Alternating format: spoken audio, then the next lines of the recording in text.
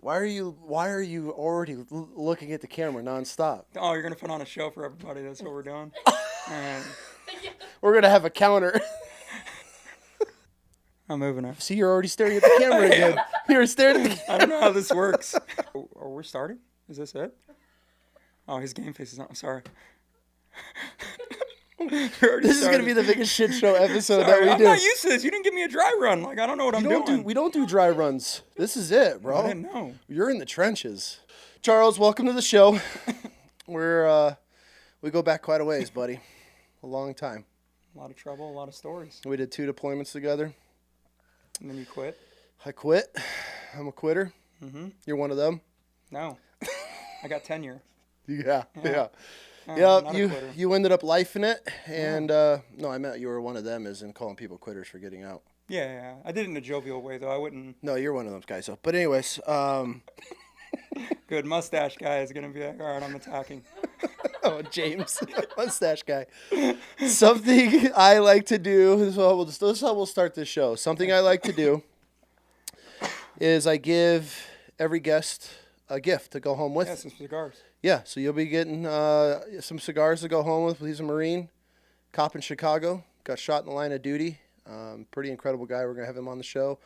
So I want to make sure everybody gets to go home. And then C-State Coffee's a recon Marine, and he's here, local guy. And You so don't got to do all that. I've watched all your podcasts. I already know about this stuff. this is for the new people. This isn't for you. Well, Chris really likes that stuff, so I'm a big fan. Oh, Chris, man? Yeah. Yeah. Got a little shout out.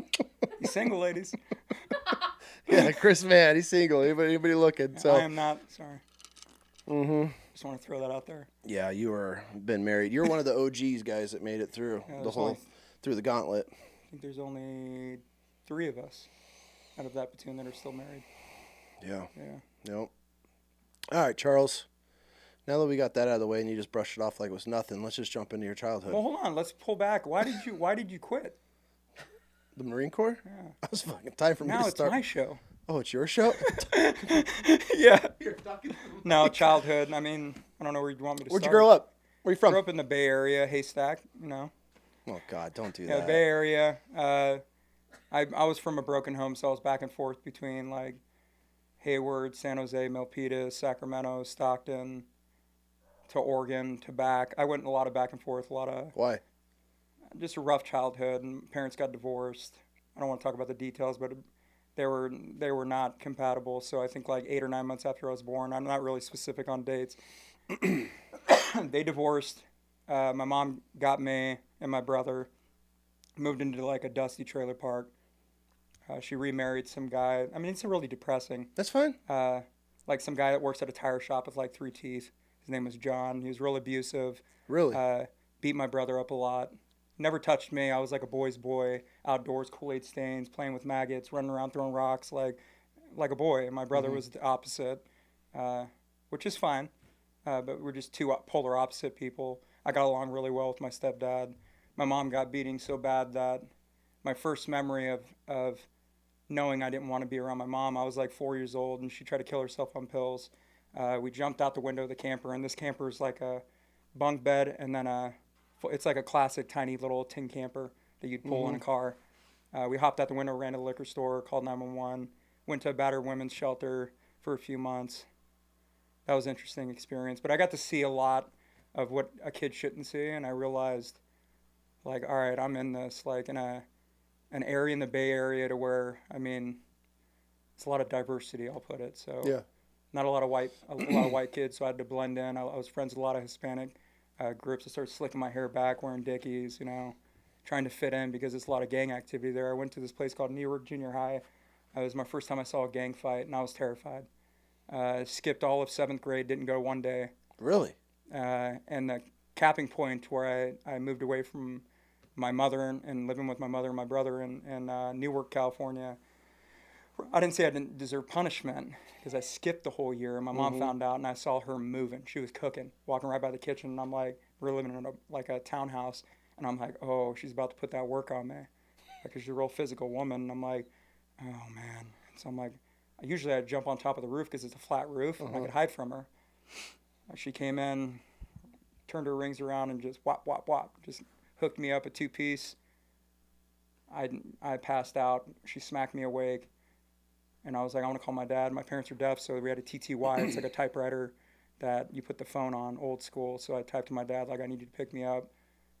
And he's like, I'll be on my way. He was in Sacramento, and we were in Hayward, so I don't know how many hours of a drive that is, like a few hours. Came and picked me up on his way over. The power went out. Like, she was bad with managing money and stuff like that. I moved with my dad, still had trouble. Got into problems in Sacramento. He was living in Sacramento, same type of problems there. Sacramento, Stockton area is real shady in the 90s. It probably still is. I don't know. My type of people, they're cool, but there was just a lot of problems. I was a follower as a young kid. That quickly changed after all my trouble. But moving on, fast forwarding, my dad buckled me down. I started going to school. I stopped skipping. There wasn't really a point. I started realizing it. What were you doing every day when you would skip school? I'd leave and then wait till my mom went to work, and then I'd come home. Really? Or I'd go. Like, I was a really bad person. I'd like start fires at apartment complexes, like in the woods. I just did really bad stuff, and I knew I was doing it. So it's kind of crappy, but I didn't know any better. It's like you are your environment. Yeah. So, and I was still a young kid. I was like 11, 12, and as I got closer to 15, or not even then, 13, my dad moved us. He noticed there was a lot of problems in Sacramento with me. I got in a couple fights in school because my parents are deaf. I always had to defend them. I laugh about it now, and we joke around about like deaf jokes because I came from a deaf family and I know sign language and all that. I got really emotional about it, and I was super emotional, and people make fun of my mom. So it was fights. I got in fights constantly. Sometimes I'd get beat up. Sometimes I'd win. I got jumped. Like, it would. I just grew up fighting nonstop, and it was exhausting. So I told my dad one day, I'm like, all right, like, I can't take it in Sacramento anymore. Like, there's a lot of gangs. Like, I'm having problems. He sold the house because he owned multiple houses, and we moved up to Oregon.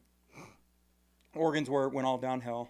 It hasn't gone downhill yet? Well, he moved me into an area, 82nd and Johnson Creek. The area is called Felony Flats. Mm-hmm. A lot of what we call clucks. They're tweakers. Like, they stay up all night walking the streets with scabs all over them. Yeah. And he had like two houses back past he had built, and we lived in a nice house. And my dad's like, look at this nice house. He didn't research the schools. He didn't do any of that stuff. It was a poverty-stricken area. I mean, some place called Felony Flats. It's like, all right, I move in. I mix in with the wrong crowd. Some of the best memories are with these dudes. Why? Just because we got into honest trouble. Well, not anything. We weren't stealing or doing anything until, like, right at the end of 13. I got mixed up with friends of a friend's, and I was a dirtbag. Like, I broke into houses. I broke into a specific house. Got attacked by a pit bull, stealing CDs. I got a scar on my eye still. The pit bull bit you in the face? Yeah, and the owner grabbed me, called me an idiot, and I jumped out the window and ran in my bright blue windbreaker pants. And cop just rolled up on me within an hour and arrested me. Got probation, came back home. My dad's like, you're an idiot. And that was it. No punishment, which he should have punished me. I might have straightened up, but I'm glad he didn't because everything happened for a reason. Year goes by. I'm on probation for, I think, 6-7 years. Immediately the next year, I'm hanging out with the original crew. One of them that I'm trying to get on his good side said, yeah, I'm going to break into this dude's house. I'm like, I'm down. Being an idiot. Ended up being a cop's house. Took like around a half a pound of weed, a bong, a PlayStation. From a cop? Yeah, 4 or 5 guns. His police issued pistol. My buddy took it all and said he was going to hide it. And he hid all the guns in the river. We put them in bags and dug them down. A few hours later, cops roll up to my house. I didn't realize I was on probation. I skipped that day, and that's a probation violation. So they started interrogating me and my parents, interrogating all my friends. Somehow the guy that his house got broken into, his son went to school with us. And I didn't recall this, but I snitched myself out months before because I was kind of friends with him in school when I did go. And I told him, hey, heads up, this dude is talking about, breaking into your house. And I didn't think about it. Months later, he asked me to go, and I didn't think. And I went, so I pretty much narked myself out. Mm-hmm. So they arrested me, put me on house arrest again. And I had a court date. My dad went out of town because he was single, meeting with some chick across the country, didn't care, gave me a few $100 during Christmas. I partied, didn't go to my court date, and that was the ending right there. Cops picked me up, took me into Juvie. I was there for a couple months. What was Juvie like? I got some funny stories. So in Juvie, funny story, I go in there and I'm acting tough, right? I think I'm a gangbanger, which I'm not. Like the punk kids that I always talk about now, realizing like I wish I had somebody like me to talk to them. I go in there and they're like, they ask you all the prerequisites when you go to Juvie, like, have you had any sexual interactions? I'm like, yeah, I'm a G, you know. I've had hundreds of chicks. And back then, STD checks, they stick a Q-tip, not even Q-tip, it's like a thinner Q-tip up your pee hole. And spin And that I didn't shit. know that. Yeah, oh yeah, it was the worst experience. So I lost my virginity to a corrections officer. Is what I always joke about. It's horrible. It was the worst experience of my life, and I was a virgin. I was like, oh God. And the worst part is I was prude. I was scared of girls. Was this a girl Because I was a correctional clown. officer? Huh? Was it at least a girl? No, it was a male. Yeah, it was a male. And then right afterwards, of course, they had to have you bend over, spread them, and cough. It was embarrassing. And that was my first step. And then my dad didn't know any better, so he brought me new shoes the next day. Those got stolen. Because you had to leave your Really? shoes outside your door. Yeah. Yeah. Yeah, I almost got in a couple fights, and then I got on like the honor roll and served food. I was there for a couple months, and my probation officer came to pick me up for my court date. My dad was there. He already moved to Illinois. Your dad did? Yeah, he totally abandoned me. How old are you? 14? So I now- might have been 15. So your mom gives you to your dad. Yeah, your 'cause dad I was a takes you to freshman. Oregon, then he dips out. Yeah. So from that court case, they pretty much tell my dad that he's not capable of being a parent. The state took control of me. They put me in a boys' home called Sun Village. It's not around anymore. But that helped me transition because it's like a prison camp that sends you to public school. So you get patted down every day. When you leave, when you come back, they give you like your bag nasty lunch that you make yourself. Really? You got chores in the house. There's a big house, little house. Like you're in the woods. The river's right there. You're in the middle of nowhere. Like 10 minutes from Mount Hood. It's in Welch's, Oregon. What's that like? It would be different from somebody else because from my experience, my dad was gone, and that boys' home was specific for you could go home every weekend and see your family. I didn't have family, so I felt like everybody abandoned me, so I was alone. And I'm like, I don't talk to my dad anymore. I don't talk to my mom anymore. I don't talk to anybody. It was just me. So I realized there, I had a counselor. His name was John Rasmussen. I don't know if he's still a police detective in Oregon somewhere. Phenomenal guy. He was like a counselor, and he talked to you every week. He had to write a diary. I hated it. Yeah. And I just wrote about my day-to-day activity, and then he helped me get through a lot of tears and a lot of frustrations, and that's how I met my foster parents, is through the boys' home. The boys' home is only supposed to be like 6 to 8 months. I was there, I think, 16 or 18 months. I started as a starting summer before sophomore year, and I was there until right before junior year. So you're going to school every day. Yeah, Sandy High School, yeah. The kids know this, that you're a part of this program? Yeah, and the sad part about this boys' home, which isn't sad, it's just I was a kid and I didn't know any better. Half the kids there were sex offenders, and I didn't know this. And they intermingled them. And a lot of these sex offenses were like, and I'm not justifying anything. I don't believe in that kind of stuff. But it was like when I was 13 or when I was 8 and my stepsister was 6. Like they were little kids and they didn't know what they were doing. And they got sent to jail. Like, oh, shit. And they're on probation. They're labeled sex offenders for life. And some of them weren't though. Yeah. And you know, we weren't friends obviously. Like I had my clique. I had a lot of respect at the school because even though a lot of the jocks like you, I mean, your type of personality would have been like, what's that mean? ugh, and they'd roast, but I got in a lot of fights. So I'm not saying I was a tough guy, but I was just a cool dude. And I realized I was a follower coming up to the boys' home, and I totally transformed. I mean, some of the counselors didn't like me at the boys' home. I realized that as an adult when I went back to recruiting in Oregon. I saw some of them, and they were like starstruck that I was successful and had a family. With the girl that I met from the boys' home, she wasn't in a boys' home. She was at the high school, and I met her. But I was there 16 months. My last month there, my counselor, John, was really stressed. Like, what are we going to do? Like, he didn't want me going back to my dad in Illinois because he knew I'd get back into the same habit. And I kept telling him, I'm like, no, my mind's right. But I needed that tipping point. And my foster parents hit hard. My foster mom, Kathy, came up to pick up 2 boys that she was fostering. And we locked eyes. She has the most beautiful blue eyes and jet black hair. And I saw her, and we just clicked. And she's like, do you want to come to my house for this weekend? And I'm like, and my buddy Chris, that was a foster kid, was like, it's super cool. We got we got 4-wheelers, paintball guns, like all on property. It's super cool. You get freedom. I'm like, all right, cool. And I went there, had a phenomenal weekend. And my foster dad, Larry, took me to Denny's the morning he was driving me back up the mountain. And he's like, hey, I want to ask you something. I'm like, yes, sir. And he's like, do you want to live with us? I'm like, I thought about it long and hard because I already established myself at the school. I was starting to get good grades for once because people actually cared. And I'm like, I would like that. And he's like, he said, I got 2 rules. He said, what was it? The first one I always remember, be a man of your word. No matter what you do in your life, be a man of your word at all costs. And he said, secondly, don't ever lie to me. Are we good? And I'm like, we're good. And he's like, welcome to the family. And that was it. Really? And I called them my parents. I mean, I met them in 2001. So. What'd that feel like? Finally, like feeling the. Oh, it was phenomenal. Yeah. I tell them all the time. I just don't talk to people about it because I get emotional and I don't like getting emotional. You just don't get me going, dude. Yeah. I'll look at you. Yeah, it's rough to talk about. They weren't at the retirement because they're older, but they mean a lot to me.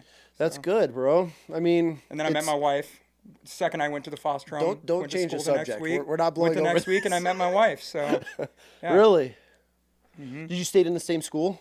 Yeah, I graduated there early.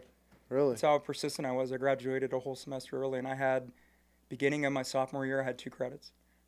No shit. Mm-hmm. So you hunkered down and. Yeah, I mean, it's sad because if I thought if my parents really cared, I'd be a great student. Yeah. I just didn't have anybody driving me. My daughter's a lot like me. She has really hard times, but she puts in the work and she gets good grades. And I'm like, that's just like me. Yeah. Because I'm in college now and I have no problem doing work. I just needed the mental discipline of a father, like not smacking me, but pretty much smacking me in the head, like, get your stuff together and buckle down. And I didn't have that. And that's all I really needed. And my foster dad never touched me. He was just I call him Scary Larry.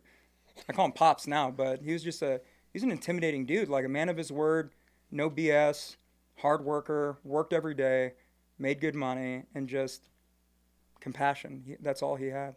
How many kids did they help over the years? Oh, over 100. They started in the 70s or 80s, and they 180 something, I think, or 170. I asked her a while back. I was trying to do a reunion, but good for them, man, to be able to serve, help kids. I always joke with them because we talk all the time, and I'm like, I don't like the other foster kids because I've never asked for anything like tangible. Yeah. I only use them as spiritual guidance. Like, that's the only thing I've asked for them is spiritual mentorship, and that's it. Yeah. I've never asked for a dime and I pride myself on it as a guy. Like, I don't ask anybody for anything. Mm-mm. I feel like a lot of guys are like that. It's tough. It can be tough. But not foster kids. No. Not for that. For like people that are wealthy that are taken care of, and they're always looking for. Like I was living there even after the foster care system. They put a 5th wheel on the property, and I lived in there. I mean, I don't even know legally if they were allowed to do that. I know they weren't, but I was like their son. They wanted to adopt me and change my name, but I refused to change my name. Really? Yeah. Even though I had not the best parents, I have a lot of. Well, we just talked about this a little bit ago. I have a lot of pride in my name. I'm the last living Charles. So my son already promised me 3 grandsons. So it's up to him. At 10, he promised me that. Has no idea what he's promising. I got a written contract somewhere. I don't know where it is. It's in Cran. I'm very serious about having grandsons and granddaughters, of course, but I need my name to live on. Watch. Yeah, all girls. You're good. And I'll be fine. I'll be happy, honestly. It was kind of like a running joke. Kind of not, but it is. I get it. At least one, And he has to be named like Henry, something like Harry and Manly. Right? Like Thor, Henry, or... Thor. Yeah. So you meet your wife. What the hell made you want to join the Marine Corps? I told this story at my retirement. I mean, I didn't want to join the Marine Corps, honestly. I looked at the Navy, looked at the Army. Army was just closed. Air Force didn't want me. There was a long waiting list back in the early 2000s. I looked around in Oregon. I just wasn't feeling it. I was procrastinating per the usual. Moved to Michigan, worked at McDonald's, Sears. Didn't like it. It was miserable. Jackson, Michigan is not for the lighthearted. It wasn't fun. I lived there 6 months, and I'm like, I'm out of here. I bought a $100 ticket on a Greyhound, went down towards Florida, and then looped back around to the Bay Area and visited meaning went to move in with my aunt and her family. Yeah. And that everything started shifting from there, and I started getting better and better. Like I quit doing drugs, quit drinking, because I started drinking when I was like 13. Really? I could just get it from the single moms. I'd be like, hey, I'll buy it $5, $2.50 for a 40, and you could have the other one. And I would just get drunk all the time. Really? Yeah, it was really bad. But I wasn't really a big weed smoker. Yeah. So then, as a kid. when did the military pop up? Like what? Why it was a fluke. So I was working at Raging Waters in San Jose, living with my aunt and uncle, and I got fired from my job, and she picked me up, right? Because I didn't have a car. I'm a bum. Come back to the house, and I'm having that come to Jesus moment with myself. Like, I just got fired from my job. I'm 18. I don't have a license. I'm a bum. Like I was giving my own. I didn't need a dad. I was just hitting myself because you're your own worst enemy. Like I'm my own worst critic. I criticize myself on a daily basis on how I could fine tune to be somebody that I could eventually get back because I wanted to get back with Melissa, my wife now. I was finding ways like, all right, I gotta be successful. I gotta bring something to the table, like other than just my charm and good looks, obviously. But I had to bring something more. So that was my mind. And then my aunt was driving me home. Recruiter was at the door. I mean, he was at my retirement, Ryan Garcia. He's at the door talking to my cousin that was in high school. And I walked up, looked at him, and I just had that moment of no fear. And I'm like, he looked at me and he's like, who are you? I'm like, who are you? This is my house. And he's like, I'm his cousin. And he's like, you got any interest to join the Marine Corps? And I'm like, what do you need? He's like, birth certificate, social, and did you graduate high school? I'm like, yeah, let me go grab it. I'll just go back to your office with you. And that was it. No shit. Had you just like that? All my stuff was stolen. I was there. I signed up in July of '03, and I was in boot camp November 8th. November 18th, I went to boot camp. Yeah, you're 2 months ahead of me. Right before Thanksgiving, birthday, New Year's, Christmas. It was great. It was phenomenal. I waited for all of that. And being thick, / fat. Yeah, that was a real treat. Yeah, you were a fat body when you joined. Shirt said buns in the oven. It was great. Yeah, my drill instructor was at my retirement too. I joked with him about it, and he's like, "Oh yeah," but it was all good memories. I mean, I mean, boot camp. It's easier going to boot camp, and people understand this. Like whatever service you go to, if you have nothing, and I consider myself homeless. I wasn't not going to graduate. Like I didn't have anything to go back to except my aunt, and I was going to be 19 in boot camp. I was determined. Like my first day at church, I sobbed because I didn't talk to nobody. I didn't write a letter. Nobody wrote me letters except a friend in Oregon, this girl that I was honestly just friends with. We were writing back and forth, and she only wrote me one. Other than that, I was fearful to get letters because I was a fat body in boot camp. You don't want to get letters. You don't want to get nothing. You don't want to draw attention. Yeah. Spotlight was already on me 24/7 because I was always laughing and smiling, and I'm fat, and I'm sneaking food everywhere. Like anytime I was that fat kid off of Full Metal Jacket, hiding jelly donuts, like Peter Pan peanut butter everywhere. Oh, I stole so much Peter Pan peanut butter. I got to tell this story. So my guide, I don't even remember his name, but if he ever watched this video, he's going to be like, I hate him. So he was always treating me like trash because I have this cough. Right? Yeah. Anytime I say it, I just cough, right? So I have this cough that I don't know where it came from, and everybody that knows me knows. They can hear me walking from a mile away with my pigeon leg and my cough. And I still had my leg messed up from that, from when I was younger. And where was I going with this? Your guide. Huh? Your guide. Oh, my guide. Thank you. All right. Squirrel. All right, so we're packing for our field week. You have to like condense your meals throughout all the candy. Are you Paris Island or you're San Diego? No, I'm a real Marine. San Diego, yeah, where the mountains are. Little hill. Little hill.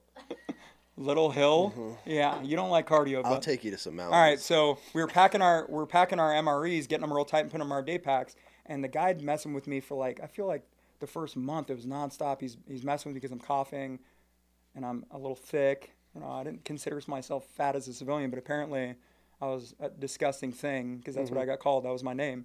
So I was like, well, this disgusting thing's going to have himself a treat tonight. So I had first and last watch every day of boot camp because I don't want to tell it. Well, I had first and last watch every day. No, dude. Let me finish this story and then I'll go backwards. Okay, don't let us forget. So he went to sleep and he zonks out. I go into his day pack, grab his MRE, take it to my bed, and I eat everything. Pack it all back in, and I leave it loose and open, and I put it perfectly in, so if they dumped it out, it would come all out, right? And then I go to bed after my watch is done. Last watch, I have to wake up, so I'm getting an hour on each end less sleep. Well, I knock on the drill instructor hatch, or do this slap. Yeah. This recruit saw somebody eating in the rack, sir. And you're like, who? No. I'm like, the guide, sir. And he's like, very well. Get away from me. And I'm like...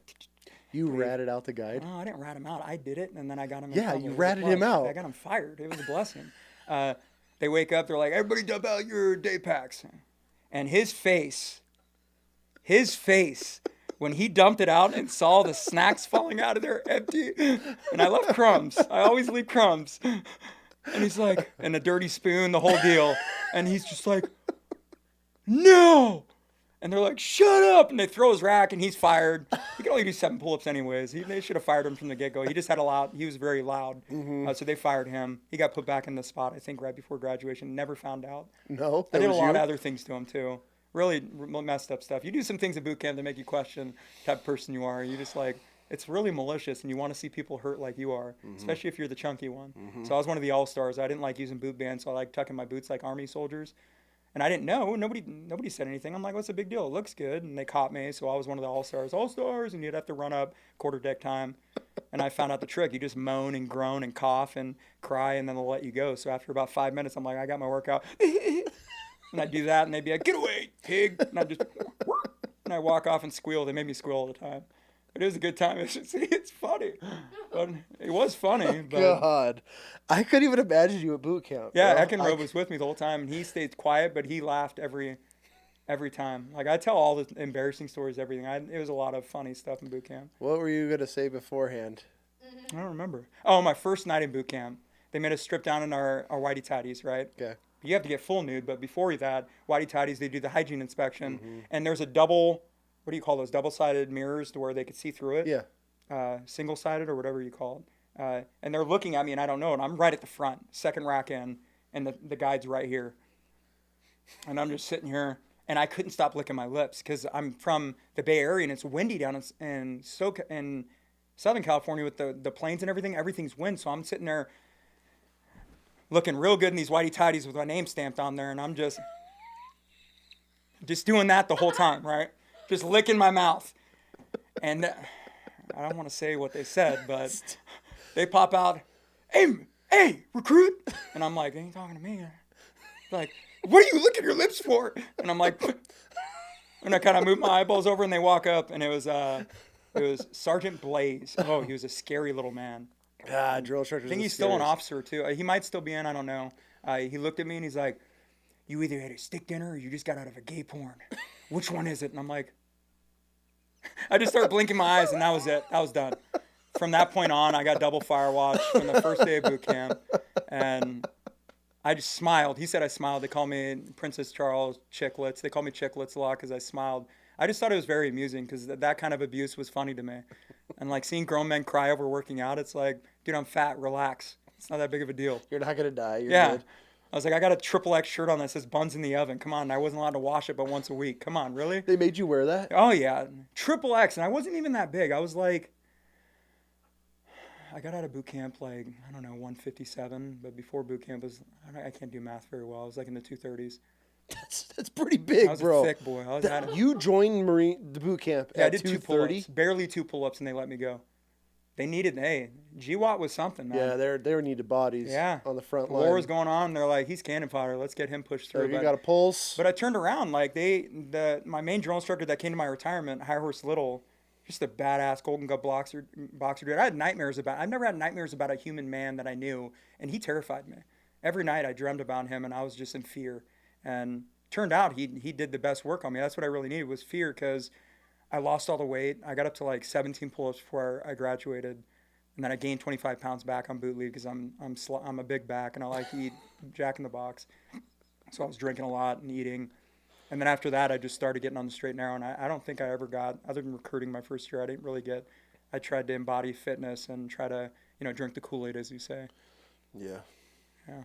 Mm-hmm. But once I became a Marine, I was like, oh, I'm sold. And then all I did was talk trash. And so did you at one point. Yeah. When we were all deploying, we just talked trash to everybody. Navy guys, it didn't matter who you were, you're getting this smoke. Everybody got it. Yeah, they were just jealous. So you go from Marine Corps boot camp, San Diego, and you went straight up to the school, or you went to MCT after that. Mm-hmm, the boot leave and then MCT. Me and Echo rode together. And then you guys hit the schoolhouse. We were in waiting for a while, like a month and a half, and that's where I met Brinkman. Met him in the schoolhouse in Hayes. I met him. I met all my homies that Boater. Dispersed. Yeah. I met Botenhagen. He was our guide. Was he? Yeah. I could see that. Oh, he was a good guide. I mean. Yeah, he's built for it. He was just very. Do not do anything. Yeah. Yeah, he was very controlled, but whatever. And then we could roll into the NJP. And then you got to the fleet 2 months before me. Yeah. And they put me on guard. What's guard? So 21 area guard, you just walk around with a rifle and 10 rounds, and They only you have a gave you little 10 radio, rounds? 10 or I don't know. It was so long ago. Yeah. They probably gave me it wasn't a full magazine, but you have your little black gear that you'd be like, oh, radio check, and you walk around. And that's what happened, the demise of my PFC, which I didn't get taken away, but it was stupid, honestly. I was trying to be straight edge, and everybody's sleeping on post, going in porta potties and sleeping, and I'm like, I don't even remember the guy's name. He was from the schoolhouse. He was motor T, and we were on watch. It was like midnight to 2 or 3, I can't remember, and he's like, hey, let's go to the porta potties. I'm like, I'm not sleeping in no porta potty. My room is right here. Let's just go lock the rifles in the room. We'll sleep, listen to the radio, do the radio checks, and we'll get up 30 minutes before and go back. Too easy. Mortar was the aid duty. He snitched me out. No loyalty. Did he? Yeah. Sergeant Bowden, I think his name was. Not the Bowden that everybody knows in our community, but the chunky one. And he was my instructor at the schoolhouse. Unfortunately, he couldn't stand me because of the way me and you are. We just like to have fun. Belligerent is what they call it. I said having a personality is what I call it. Yeah.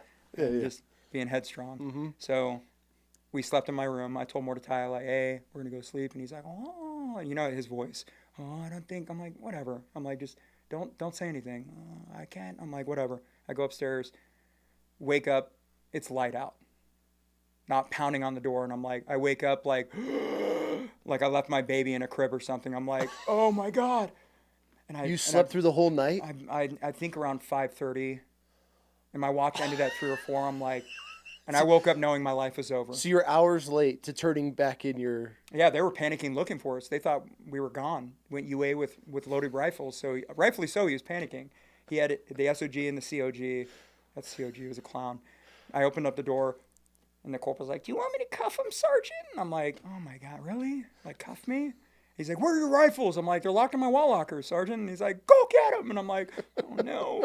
Oh, no. You knew you were done. Oh, I got a battalion NJP that day. And that's like NJP'd you the same day? That morning.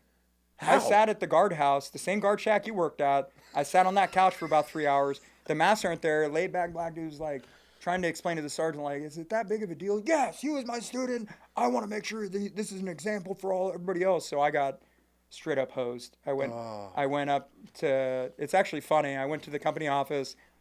My first sergeant blew up on me, rightfully so, and I was just taking it, just shots, just screaming, spit, everything. And you're a private or PFC? I was a PFC, Okay. proud mosquito wings, just like, I'm the man. You know how you get your mosquito wings, you're like, oh, there's something there. You don't look like a janitor in my uniform anymore.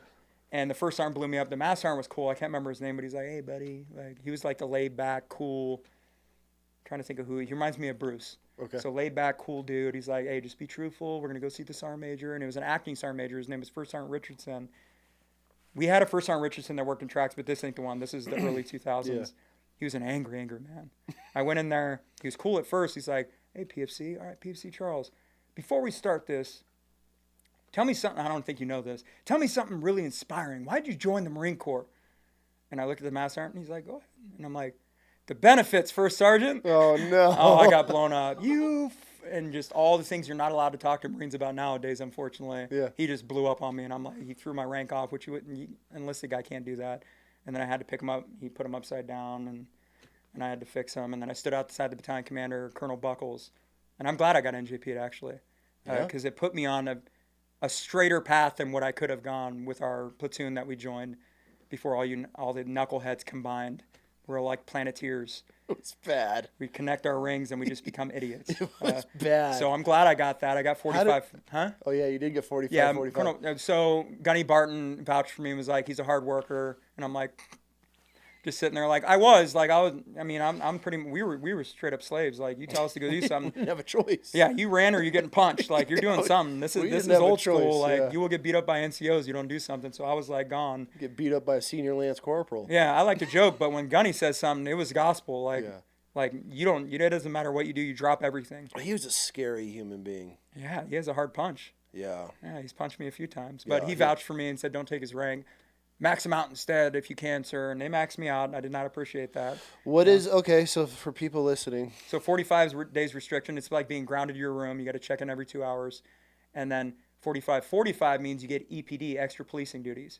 So I was like grabbing my dog tag and scraping off the wax in the battalion and then mopping, gluing everything. Oh, God. Next day, do it again. spray painting like the leadership principles. I had to do all that. I misspelled it. Had to do it again. I hid inside the LBTs out inside of the. Oh, you're talking the leadership principles on the stairs. You spray Walking painted them wrong. upstairs. Yeah, I had to do that. That was you, huh? Yeah. Well, unfortunately, I don't think it's there anymore because they moved the battalion. Yeah. But yeah, I learned my lesson, and that's where your dumb Nare story came up that I forgot about. That triggered me to be like, oh, I got stories for days. You want to play games? Let's tell the Nare story. We already told it. You didn't told tell it on a shit. live thing, on a little Q&A thing. No, I didn't. Just fishing to insult people. No, I didn't. And my kids saw it. It was super disrespectful. Just tell the damn story, Yeah, Chuck. so I was on restriction. You get bored, right? All my homies leave you. It's like, we're not going to hang out with a friend that's grounded. Nah, like, dude. everybody goes out. So, you know, a couple of them, like Galvan hung out with me and Hayes hung out with me. They were homies, but I everybody left else your abandoned ass, me. yeah. But we weren't really tight then until Not after that- I got not off that restriction. You thought I was just a turd because I was the only one in the platoon with an NJP. on restriction. And then I found out later on only real Marines have NJP. So suck it, nerd. I'm a real one. You can have it. And I kept getting promoted. It was great. But I didn't get in trouble anymore. So, all right, back The to this. Nare. Tell the story of the Nare. You're on The real restriction. story and not your version of the story because I'm the one that nared my body. Yes, it was dumb. All right. I was just like putting it all over. I put my whole body. I've never used it before. I was just curious what I looked like a hairless rat. I don't know. So I wash it all off. You happen to walk in my room after I do it. And Nare has that weird funky smell. God awful. Yeah. And Travis is cracking up. He's just like, oh my God. And I put it in my crack and forgot to wash it out like I thought I did, but I didn't get deep enough. You know, it's a little, not that I don't go that way. Chaos, bro. And I sat down on that blue couch and you were sitting with me. And I think I was just in PT shorts and I was still in restriction, so I had to be in green on green. So I put the green shirt on and I'm like, ooh. And I'm sitting there, you're like, what's up? What's up? It feel weird? And you're smacking me, hitting me like you always do. And I'm like, something burns, dude. I'm like, ooh, uh-oh. And I got up and it was burning. It was like I ate just a bucket of wasabi. I was like, oh Lord. Like I thought I had to go to the bathroom. It was not it. I did one wipe in the bathroom. I'm like, oh Lord. I got back in the shower and it was miserable. It felt like I got raped. It was bad. We're gonna have to edit that out. But that's what happened. I never did it again. I remember you complaining about how bad you were chafing. And the funny thing is, I did that bodybuilding show and I asked Brewer, I'm like, do I got to nair my body? And I thought about that time. And this is like 20 plus years later. And I'm like, I can't handle Nare, bro. And he's like, just do a razor. It took like 6 hours. It was miserable. Because you were like a Sasquatch. Yeah. I remember us marching and you complained the whole time of how raw you were from the chemical burn you had in your need butt butthole. paste, dude. That butt paste for babies. Because the baby powder just turned into like wet putty. Like red dirt clay when it gets wet. That's what it was like. It was miserable. I couldn't help it, man. And we never got to shower. We're always working. We're always working. God. We went months. Till fucking 10, 11 o'clock at night. It was fun, though. Oh, God. It was the best, worst times of my life. 100%. Yeah. All my good stories come from that platoon. It was such a great time. And my best friend was the one doing it to me. Like Sancho, he's my best friend. And he was just... It was only when we were together that he truly had a hatred. He just hated me. No. He hated me towards the end of our first deployment because I grew my hair out when I did have it. And I was doing the way more. Yeah, then you and I got connected shortly after. No, before the deployment we got connected. Oh, yeah. Before deployment, you and I, Yeah. that's when we started getting in trouble. And we got in a lot of fucking trouble. Yeah, but not like trouble that you get in real trouble for. It was just mischievous, stupid stuff that we never got caught for. Yeah. We never got caught for anything. And we're not talking about that. We could talk about all of it now. None of What did we do that we didn't get caught for? everything. I'm trying to think. The fights. I mean, we got caught for the NFL thing. And we had to write the letter to the commissioner of the NFL for the cheerleader thing. Oh, my God, you're right. I don't really... That wasn't really an exciting story, though. I mean, we were at the Pro Bowl, and I almost got in a fight with Michael Vick. Yeah, Michael Vick, before the dog fights. Before the dog fights, and we all had the right... Yeah. Leave it to a bunch of Marines to try to fight Vick and his whole entire entourage. But it was just him and his agent. Like, later on, it was the NCOs that got in a fight in them, and the Yin Yang twins were at Hard Rock. Yeah. And all the NCOs remember, because Norcross was there, like, Marshall. That was a hilarious story, so I keep looking at the camera. So, remember on the ship, Corporal Norcross, he's like this short. I love the guy. Reminds me of Kip off of Napoleon Dynamite. That's who Norcross was. He's going to be so irritated with you saying that. Why? Do you remember, though? He wore Timberlines or Timberlands. Timberlands. They were the gene. I remember some of that. That wasn't our style. Anyways, he called you in the birthing. He's like, you remember how you used to say your name? Come here, Marshall. All the time. And you walk over and you look down on him and you grabbed his arms and picked him up to eye level. And he's like, put me down. Put me down. And then he boots you with his steel toe right in your shin. And you just drop and you're like, oh. And you held on to it. And I'm like, oh my God. That was really funny. Yeah. That was the start of it. And then all the other NCOs thought, oh, you want to pick on the short one. And then I got lumped right in with you because I was laughing and that. Well, I mean, dude, if you're going to talk to me like that all the time, You remember when you picked up Sergeant, you had to have a heart-to-heart with me on top of the ship? Because I was still a corporal, and you're like, fucking hey, bro. boys made me. Yeah, you're like, hey, bro. My boys. Yeah. What boys? Sanchez, all those dudes. No. This is the second deployment. You picked up Sergeant on the second deployment. Who? You got it mixed up, see? Yeah, see, it's all I got more of the blur. memories. So all the NCOs, what is it, Semper Six is what they call them, the corporals that got to haze us, and we were all corporals, and I'm like, this is ridiculous. Yeah, you were a part of it, but it took a lot to get you on it because you weren't on board with the I never really was on board with it. You just didn't want to be messed with. You're like, hey, if I don't have to get messed with. I wasn't getting hazed. And then when you got Sergeant, because they couldn't stop you from getting it because they didn't realize it, so you snuck that in. They tried everything. They pretty much told you, like, hey, you need to have a talk with Chuck. And it lasted like a week, bro. Yeah, I had a chat with you, and you had a chat with me. You're like, hey, bro, we got to be, professional. I'm like, who are you? Clown? Yeah. And you were a sergeant. I'm like, bro, stop. And I think I nut tapped you, like, joking around. You're like, no, serious. And I was like, all right. I was like, because I understood that. I was like, legit. Well, I got pulled aside for that one. Yeah, Galvan did too.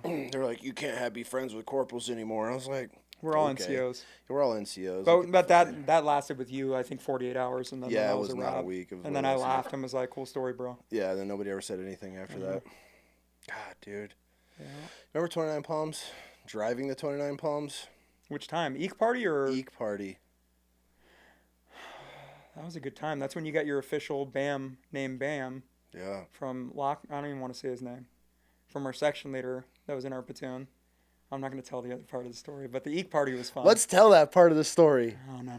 Yeah, dude, we were troops. I'll fucking tell it. I don't give a shit. Actually, I don't like them. I don't care. Yeah, who gives a shit? So we were on the Eek party. We all get selected. What is the Eek party? So I got chosen, had to pick the Eek working party, and you were mad because I picked you first.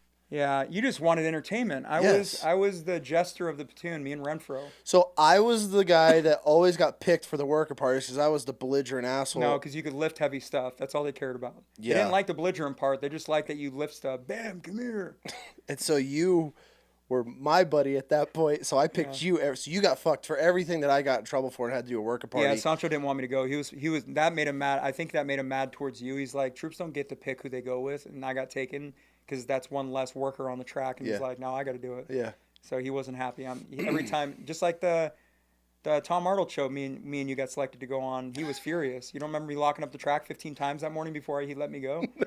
Yeah, he played games. I had a real sweat. I had to shower before we left. Really? Yeah, he was. I did this. I wouldn't say I was allowed to do the same stuff as the years went on. The Marine Corps wasn't allowed, but even then it wasn't allowed. But we entertained it. We all did. Yeah. It was a good time. Yeah, so we go to 29 Palms to do this Eek worker party, which is the Eek armor that we have the bolt onto the side of our piece of shit vehicles. Well, it's AAVs. They were very trusty vehicles. Yeah, that's why they sink and drown people all the time. They don't even exist in the Marine Corps anymore Bro, because of it. Say, what are you doing? What? Don't say that. What? Is it a lie? No, they're discontinued now. They retired the vehicle. They're discontinued because they're such They did a lot of great things. Bro, don't start this. What? They did a lot of great things. I'm saying that's why they did them. But they were outdated, yes. They were super very outdated. Dudes Anyways, were drowning in them. We get to the ramp, the Delta Company ramp, 29 Palms. They drop off the Eek, and we see how much it is, and we're like, and I just look at you, and I'm like, yeah, I thought we were friends. Yeah. And you were just laughing like, if I'm going to be miserable, you are. And I'm like, dude, bro, this isn't funny. Mm-hmm. And then I snapped out of you. You're like, shut up, smacking me. And I was like, all right, whatever. And we start lifting stuff, doing all that. And then we started clowning around like we usually do, throwing stuff at each other. God, and Lochner's in the corner, sipping his coffee, staying in the shade. Rightfully so. Staff and CO's got a bit of sweat. I would not have been doing anything weird. And he's like, just yelling at us, not keep playing around, and me and you both were like two handicapped children.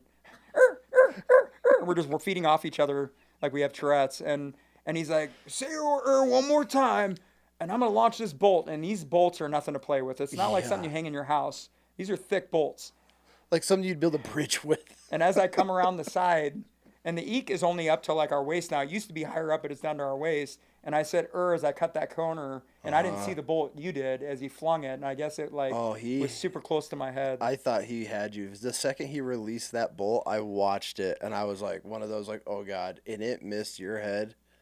I mean, just he's honestly really lucky that I don't know what I know now, because I would have laced him up with a heater. You would have too. Like if we knew what we knew now, going back as troops, God, bro. he would have got some action. It would be different. He's still in my black book. Is he? Yeah. I have a couple that are in mine. Yeah, I got probably 4 pages full.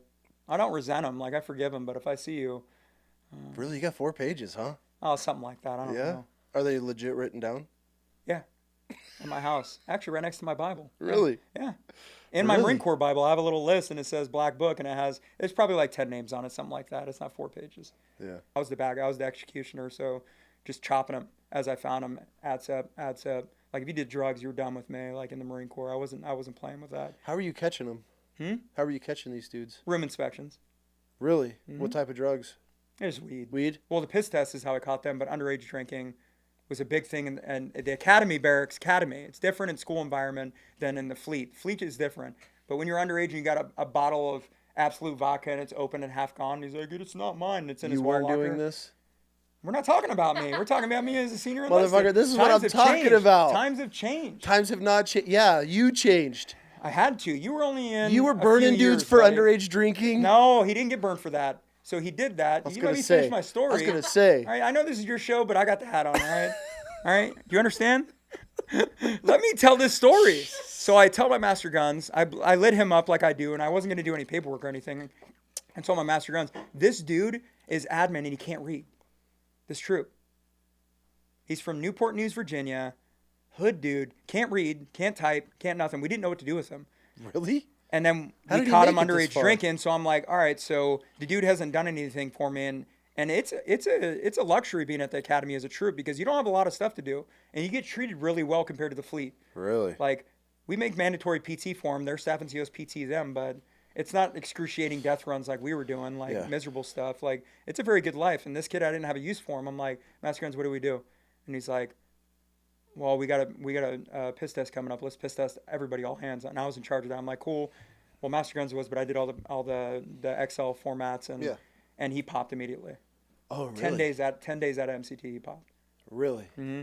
So I got the gift of taking him, getting all of his uniforms. I can't remember what kind of discharge he got, but he was at SEP quick. What his discharge paperwork said, but he wasn't allowed to come back on base. So I dropped him off right outside the San Clemente gate and was like, peace, sucker, catch you on base, you can catch the smoke. And that was it. Because if you did drugs around me, that was a wrap. Oh, for sure. Like, because I don't want to be around it. I'm not going to say I'm going to snitch, just don't bring it around me. I feel like there was a lot of dudes in the early days when we were troops that popped on piss tests, constantly. Well, that was a different lifestyle back then. We were in the middle of the war and deploying nonstop, so I'm not giving excuses for those guys, but that was a different stressful time. What do you got to be stressful about now? Nothing. You got to go to 29 Palms? Oh, no.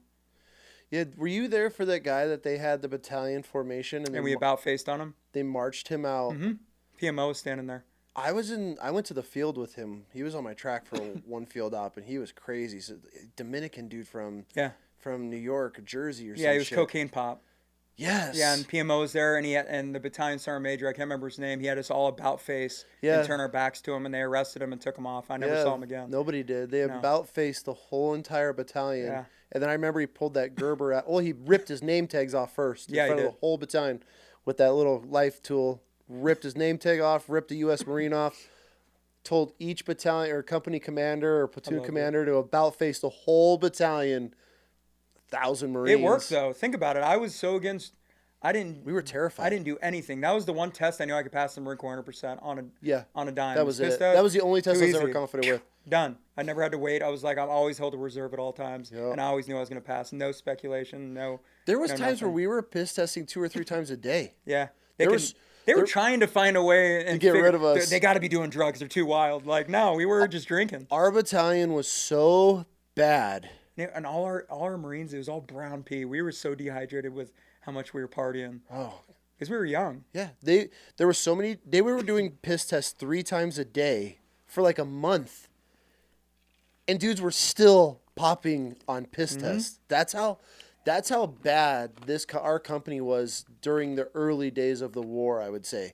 because it was all broke dicks and short timers that were left behind, and then us. This is before Bravo got back, because all of Bravo was deployed. Alpha. Well, the whole battalion was almost gone. When I got to the fleet, the whole ramp was almost empty. Yeah, that's how it was when I was there. That's what the golf ball games that we had to do. Yeah. Yeah, it was still quite a bit empty when you were there. We would march to Chow. Because you got to us before the Fallujah guys got. Oh yeah. Yeah. That's when our world opened up. That was the greatest times ever. Imagine. But not the first day. Not when they got back. The first day was terrifying.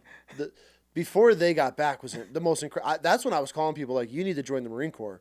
This is the great. Remember the USO shows? There was a party every night on the beach.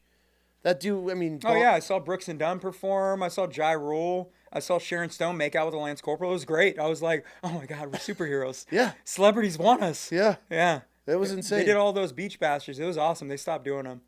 Well, yeah, once people stopped, like, okay, the war's been going on long enough, the USO pulled. And they're like, it's been over a decade. Let's just. Yeah, we're good. And then Alpha Company came back, and all our lives changed overnight. Yeah. It was. They shaped us up, definitely. We were like Lord of the Flies, and then they got there, and we still were, but we had like leaders of the Lord of the Flies. Like we didn't cross them. No. Because they were battle hardened. They saw some serious stuff. Like, yeah, they got fucked up pretty bad. After becoming good friends with a lot of these NCOs, like I stay in contact with them, and I won't share their stories. It's their personal journey, but I could see why they did some of this. That's why I'm so forgiving to a lot of them for, the games that we played. I'm like, it makes sense. Like, they went through, like, think about going through something 10 times worse than our deployments. Oh, for sure. And then getting dropped on brand new boots. Like, we would have done worse. Belligerent Yeah, and we were assholes. just obnoxious. Are we salty yet? Mm-hmm. Yeah, and then that brings me to my story. Our first day in Al Asad. And no, we weren't in Al Asad. And like, obviously, we were there to supply, and then we left, and we didn't come back till the end. Yeah, we were never. I wish we were there. God, other MOSs had a good life. Did I talk to people that were stationed on Al No, Asad? don't take me off track. We're going to tell the story. Remember? See, no, I my don't show. remember. Remember what? Huh? Do I remember what? What story? So the first time we got mortared, it was our second night in Al Asad. We were about to leave the next day, and I was on my track, and Sancho was on the jump seat, just judging me as I read my Maxim magazine. He was just telling me about stuff because I was like a sponge. I'm like, Iraq, like, what have you seen? Like, I looked at him as like a huge mentor because he'd been through everything, very serious. And after the fact, he's like, I did all that stuff to you guys because I was terrified. I didn't want you guys to lose your lives because he went through his stuff. So I remember reading the Maxim magazine, and everybody knows that's been mortared. Here's that whistle. It's like and then it's silent, poop, thud. And I heard the first one, second one, and Sancho's like, stay in the track. And he pokes his head out, and here comes Brian Marshall, running right past my track with his hands in the air. We're salty! We're salty! With mortar rounds coming down right in front, like 10, maybe 5-10 feet in front of our tracks. Dust is just shooting at us, and I'm crapping my pants, and then I start laughing because I see Brian Marshall running past the tracks, just flinging his arms, doing something like, we're salty, because we always got called boot 24/7. We made it. And then Sandra's like, come here. And he just, I don't know what he did with you. He fucking hazed the shit out of me. Yeah, he was pissed. I was like, I almost died. Rightfully so, though, but he was furious because he didn't think it was a game. So he had a 3-hour discussion with me that night because of you. And I realized it, and I kind of was like, all right, I need to get my head straight. Yeah, that was the first. I was like, all right, I mess with him. And that was we've had more dangerous interact. Like, we were just bad luck and overseas together because our second deployment. House got blown up when I was on the phone. You were on the sat phone, and we were talking about this yesterday. We were on your sat phone, and you were talking to someone, and we're sitting on the berm of this fob. I was talking to the ex. Yeah. Well, I didn't want to. You could say it. I don't give a fuck. So I was sitting right next to you because I'm like, oh, sat phone's next. I want to call my wife. It's Valentine's Day, and I'm just looking off. You don't see anything. There's nothing out there. Desert. Like, yeah, I think it was Fob Ellis is what they call it because that Sergeant Major passed away. Sergeant Major Ellis got killed on that moment, yeah. Yeah, and sure enough, we didn't even hear the whistle. No, I think it's because we were chatting with your ex, and I was just laughing at what she was saying, and 2-3 feet in front of us, poof, and that berm was just dirt, and we rolled back. We were filthy. We rolled back, and we looked at each other, and we're like, holy crap. Usually the reaction is like, ah! But no, we were like, oh my God. We almost just died. Yeah, and you clutched that sat phone like it was gold. You're like, it's still mine. And we bolted. Well, then a bunch of mortars started coming in. Then we took off running once we realized what happened. Well, the tracks are right here. We fell and then we almost hit In the between bow the plane. tracks. Yeah, it was right there, and then we bolted, and I jumped in my track. You jumped into yours, and we were chilling. And then I pop out because we kept getting mortared. They were trying to hit that fuel bladder. And then our mortar guys killed it, and they started rocking and rolling. But they destroyed our supply, our water, all that stuff. We ended up going to Animal House right afterwards. But in the middle of all that, remember we see Renfro coming out of the makeshift porta potty, and he's pulling up his pants, and I'm like, "Where's his rifle?" And then somebody yells, "Where's your rifle?" And he's like, and he bolts back, and it's 40 feet, and I'm like, "Oh my God." And then Hildebrand, my man, my boo, running from the chow hall. "Where's your rifle?" And he's like, "Oh!" And he's a salt dog. He was salty. He had He was 8 in deployments Fallujah. at that point. He was in Fallujah already, and I got him at a mess night later on at Echo Company after our deployments. I got him hard. Did you? Called him out. He got fined. He was furious. Shut up. Yeah, he was at. I think he was in the front. Called him out for leaving his Oh rifle yeah, he in the started chow talking. hall? You know how he is. We started Yeah. talking back and forth, and I was in the back. I called out Garner. He was crawling under the tables to use the bathroom, the head. And we were out in in Carlsbad. It was great. You missed out on that one. That was my ribbons were hanging off at the end of the night. People were putting out cigars on my alphas. It was great. God. It was one of those nights with you. Yeah. You would have loved it. Yeah. But it was a good night. But I called him out, and he's like, "Really, Chuck? Really?" I'm like, "Did it not happen?" And everybody's laughing. They fined him, made him drink, and then I don't know what happened after that. It was just a good night. Dude, we had the wildest times as troops. I wish it's almost like now, our kids now. I wish our kids grew up the freedom that we had as children. Mm-mm. The same in the Marine Corps. Maybe your childhood, not mine. Clearly yours was not the same as mine. I grew up privileged compared to you, but dude, I feel like our era of Marines, true Marines, is the last of it, unless we get into some wartime again. But no, I don't think it'll be the last. I think every generation says that. I have these talks all the time with old heads. you see the new Corps acting how we did with blood stripes, the drinking, Yeah, the but partying. we didn't have social media, bro. If we had it, you think we'd probably be doing the same stupid stuff? We probably would. I'd like to say we wouldn't, but we I don't don't know know. because society's changed so much. I honestly think every generation says the next generation's weaker. But I remember when I left the schoolhouse, when we were students at the school, gone. Everyone was gone. Even the barracks, dude. If you were the only reason you were behind because until you got off restriction, but our barracks were a ghost town on the weekends. I remember my last when I would have OOD or whatever, dude. The whole squad base would be full of kids and they'd all be playing Xbox. They didn't go out. Well, our barracks weren't empty. We were having barracks parties. We had ragers. So When we people weren't were empty. there- When it was empty, you knew it was empty because if it wasn't, our doors were open. We were on the catwalks. We bought kegs. How beer- would you even keg stands. explain that? The vibe of that. I mean, it would be like living in the projects. I feel like everybody. There's dudes grilling down below. I mean, imagine. It's devastating being in a full 20 and seeing it totally transformed to nothing to where none of that's allowed anymore. See, that's what I'm saying. Yeah, it was we were in sad. the last era of just Yeah. real raw. I know you look at the Vietnam guys who look at us and even They're even more. they're even worse. But they look at us oh, Yeah, you but guys they had a downfall because I've talked to a lot of older dudes and they talk about how and even in the Marine Corps they segregated races because there would be a lot of fights and stuff like that. Oh, yeah, So yeah. we didn't have any of that. It was No. totally open. We didn't discriminate. It didn't matter who was in the You were platoon. partying You're with catching this anybody action. and You're catching everything. all. I mean, you were putting Everclear in your hand, lighting on fire and smacking people. It was That hilarious. was Reardon that caught Larimore on fire. No, that you wasn't- definitely did it to Renfro. Did I? Yeah, I love how you think you're a saint. No. And then Galvan, it was antiquing people. The Dave Chappelle show, he just put the baby powder. Chappelle show was smack huge people. during that time. And it's horrible. I tried to show my kids the other day, and I'm like, ooh, this is... You have videos? No, it's on... You can get them on TV. Oh, You the stream Chappelle them. show. I thought you said showing them videos from the barracks and stuff. No. We only recorded once when we got hazed, and that camera got shattered, remember? The TV situation in Buckley? They lined us all up, and they were going to mess with us. Chinese field day, Oh, God. port starboard, all this stuff. And they saw that Who put the camera up? Trizzle? Trizzle or Reardon. Reardon had that camcorder, and he popped out of the room, and they're like, they just got done shattering Roos's TV. I think it was Roos's TV. Buckley just dropped it, and it shattered. He had to buy him a new one. It was hilarious. But Buckley saw either Reardon or Trizzle. I'm pretty sure it was Reardon. I thought it was Because Trizzle. Reardon was pretty belligerent, and he'd call it out like, no, this isn't right, and he's recording. where's that camera? Come here. And he's like, no. And I can't remember the whole story. I think one of them, they put it away and locked away like, no. Then I don't know if they ever got the camera back or if they made him delete it and took out the film. I don't know. You'll have to ask him that. Were you there when we were doing track over the weekend and Gardner Kate showed up wasted? Yes. And Buckley, which was our sergeant, was chewing his ass, and he's like, chill, buckwheat, chill. He was so fucked up. He was so drunk, he was calling him buckwheat. Buckshot. Buckshot. Buckshot, not Buckshot, buckwheat. yeah. Buckshot. Relax, Buckshot. Relax, Buckshot. I got Sancho it. just saw him at the Fallujah reunion. Really? How's he doing? He said he saw him. But he's doing good. Yeah. Same country bumpkin. He was my first crew chief. I think he finished off at the Ismet up at 21 area and Did then he? got out. Yeah. God, he was as country as they come.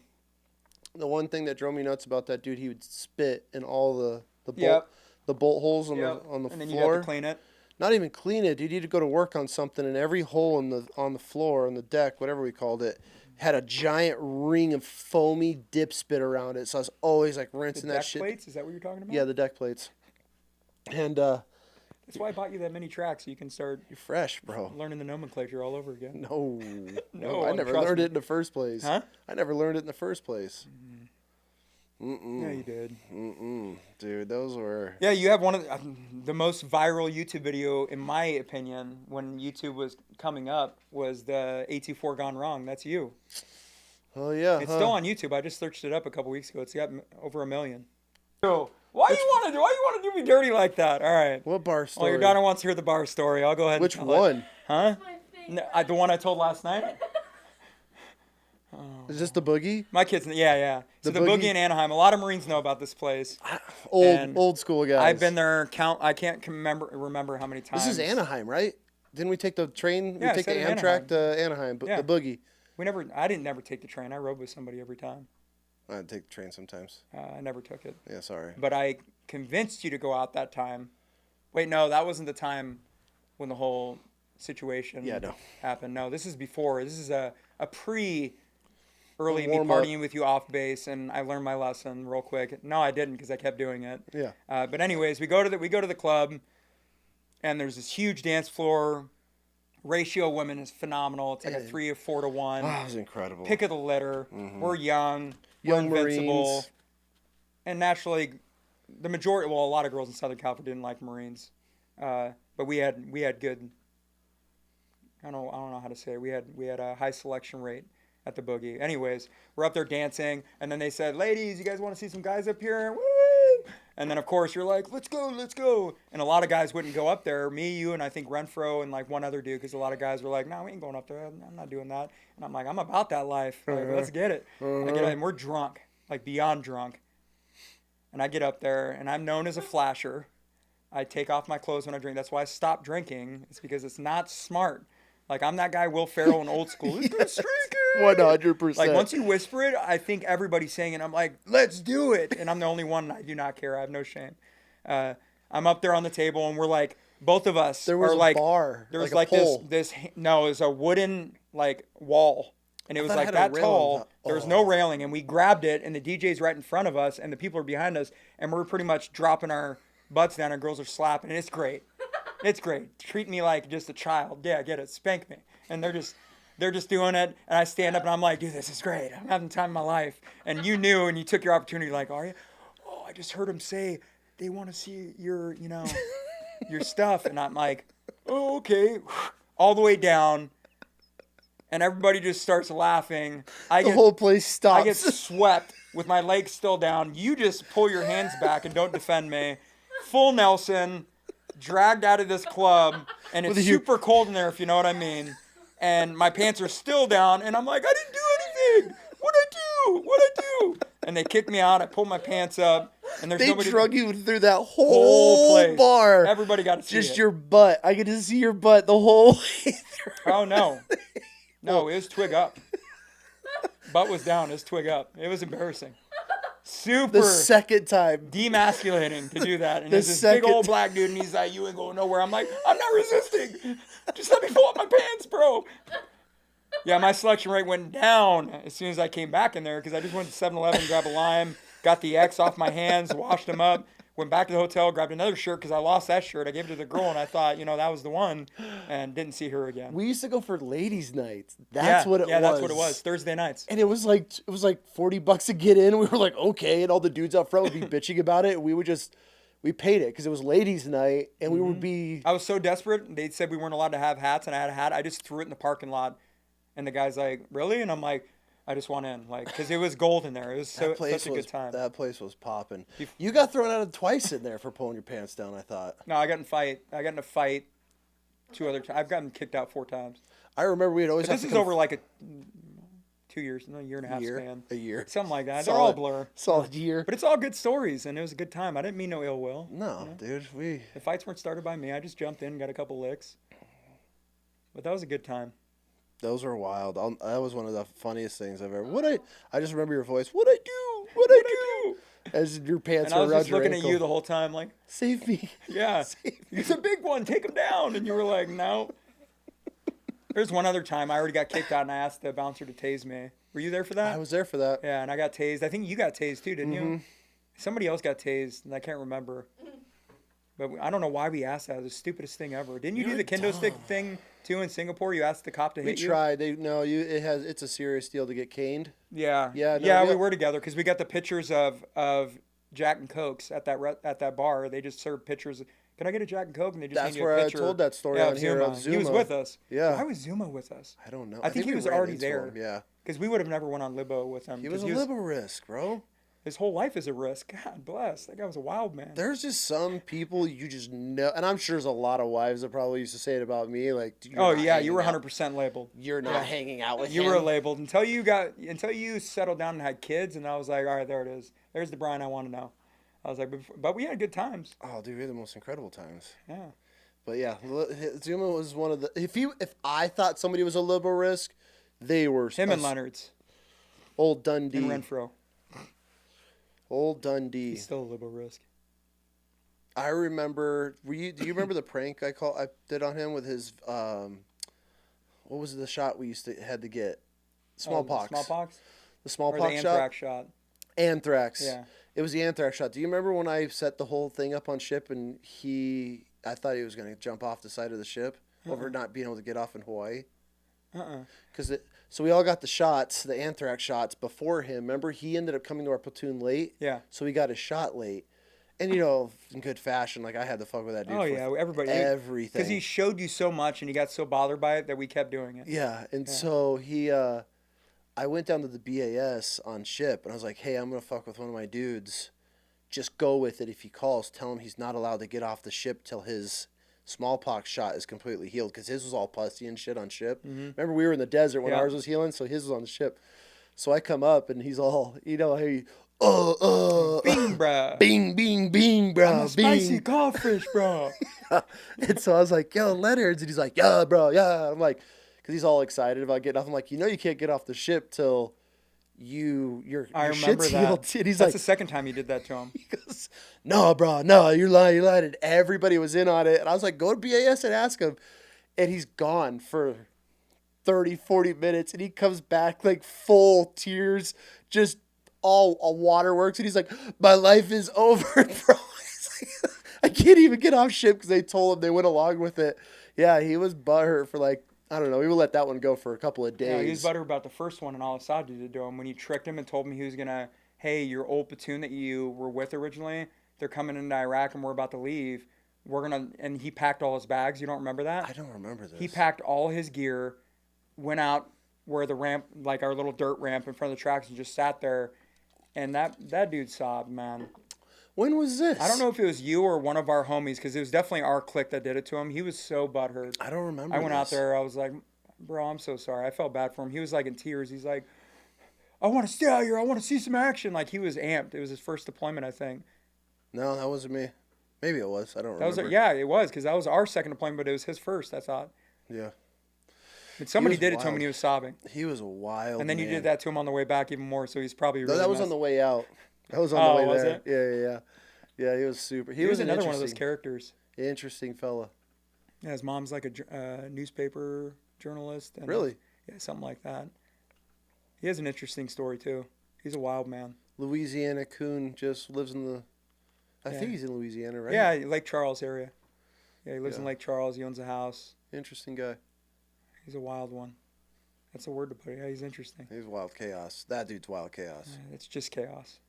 He lit his face on fire. Lit his face on fire trying to blow flames. All right, let's move on from Leonard's. I got a great story I wanted to tell last night. Oh, great. Yeah. What? She's going to love it. Yes. What? Atomic sit-ups. So everybody knows. You're going to tell this? Everybody telling knows what atomic sit-ups is. Well, people our age. So we're on the ship. We got 2 troops. 2. And 47, 48 corporals and a handful of sergeants. And we're all hungry sergeants that have never... No, we were corporals. My bad. I was a sergeant. Were you already? Mm-hmm. Okay. Anyway, it was a lot of NCOs and just 2 troops. Stump and Thing, and yes, Stump, not like a tree stump, but Stump, and Thingvold, Kurt Lee Thingvold. I'll never forget his name. Kurt Lee Thingvold. Yeah. And the poor guy just was in the wrong circumstance. He should have been with like 30 other troops, and he wouldn't have got messed with as much. He probably still would have. Poor thing. So we wanted to initiate them in the platoon. I didn't. I wasn't a part of it. I was just a watcher. It was hilarious. This time it truly was. I wasn't holding the towel or nothing. You were 100% holding the towel. No, I just wanted to see you pull your pants down and actually do it. So I was right there, like, you were there. So the whole platoon was in on it. We get both these guys down, but we did Stump because we already got Thingvold, and I wasn't there with Thing, and you guys did it to me. I was super upset.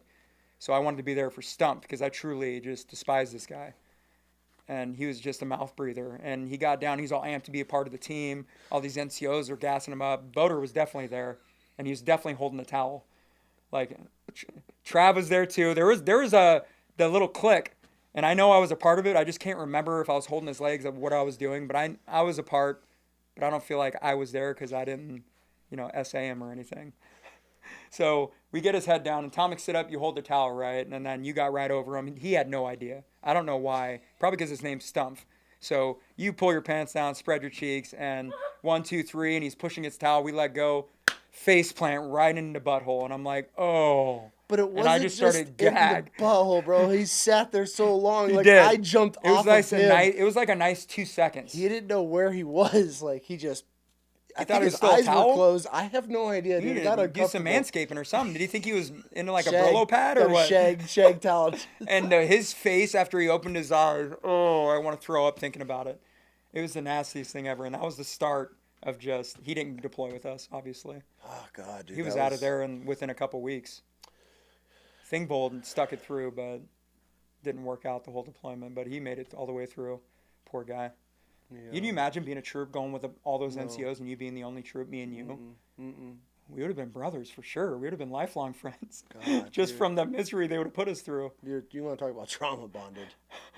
I wonder if those dudes get together every now and then and just talk. Oh, I know they do. I feel bad in my heart but it was a different time back then. Like, in my mind, we were just trying to toughen them up because they were honestly just soft.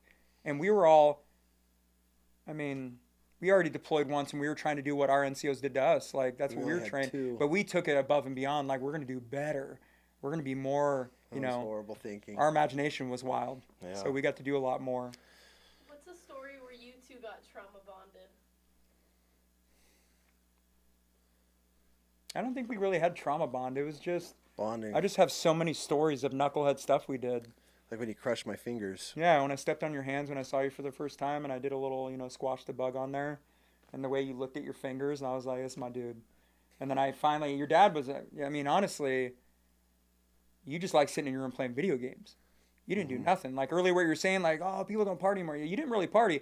I finally pulled you out and we got to go do stuff. You rarely went out because you knew you were a wild man, so you partied usually in the barracks. You didn't really go out a lot. I got a fucking fight every time we went out. Yeah, it was great. I loved it. No, dude. You were the instigator. I'm the one getting in a fucking fist fight every time. That's why I was like, I'm cool playing Gran Turismo or whatever that game was. Yeah, you did. Yeah. And then you would convince me. I got you to go out to the boogie. Mm-hmm. And then once we went, and I was like, he's looking at you, Marshall. He's looking at you.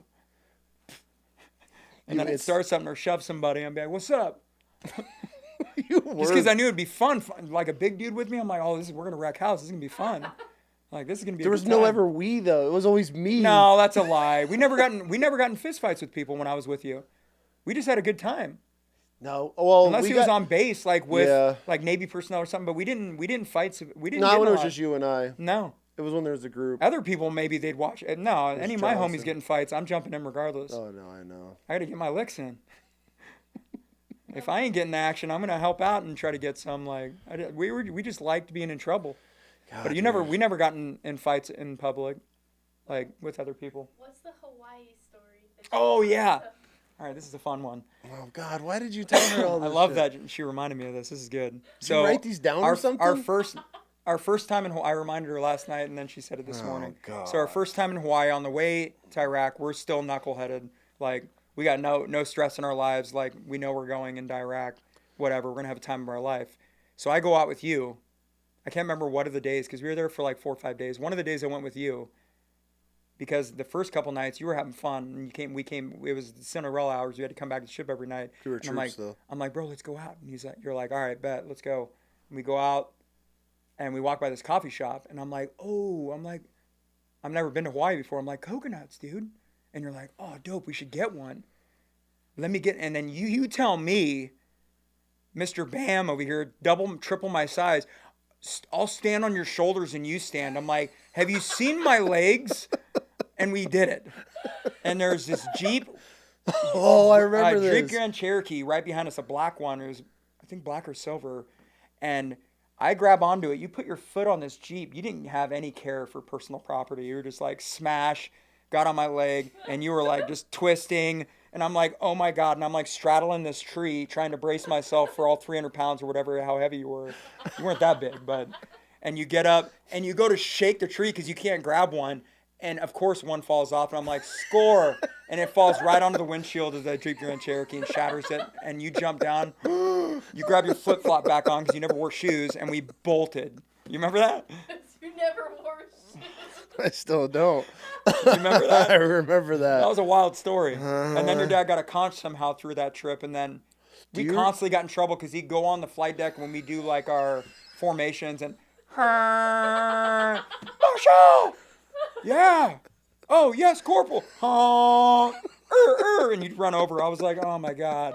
And I wasn't even near you, and I got wrapped up in it. I'm like, why? I bought that just giant conch shell in Hawaii, and then every time we'd have a ship formation where all the Marines were, and I would be in the back. Like any man overboard drills me into getting that, you did it every time. The first sergeant tried to take it from you, and he's like, you know what? That's actually funny. Go ahead. And then Gunny Barton was chasing me one night. I had to hide underneath the Humvee. you would have shattered that. I know, dude. You he's still like have it? downstairs. I was in the Bahamas, dude. We went to the Bahamas recently, and they were like wheeling and dealing like prices on conch shells, and I was like, if I can blow this first try, I get it half off. And the guy's like, do it.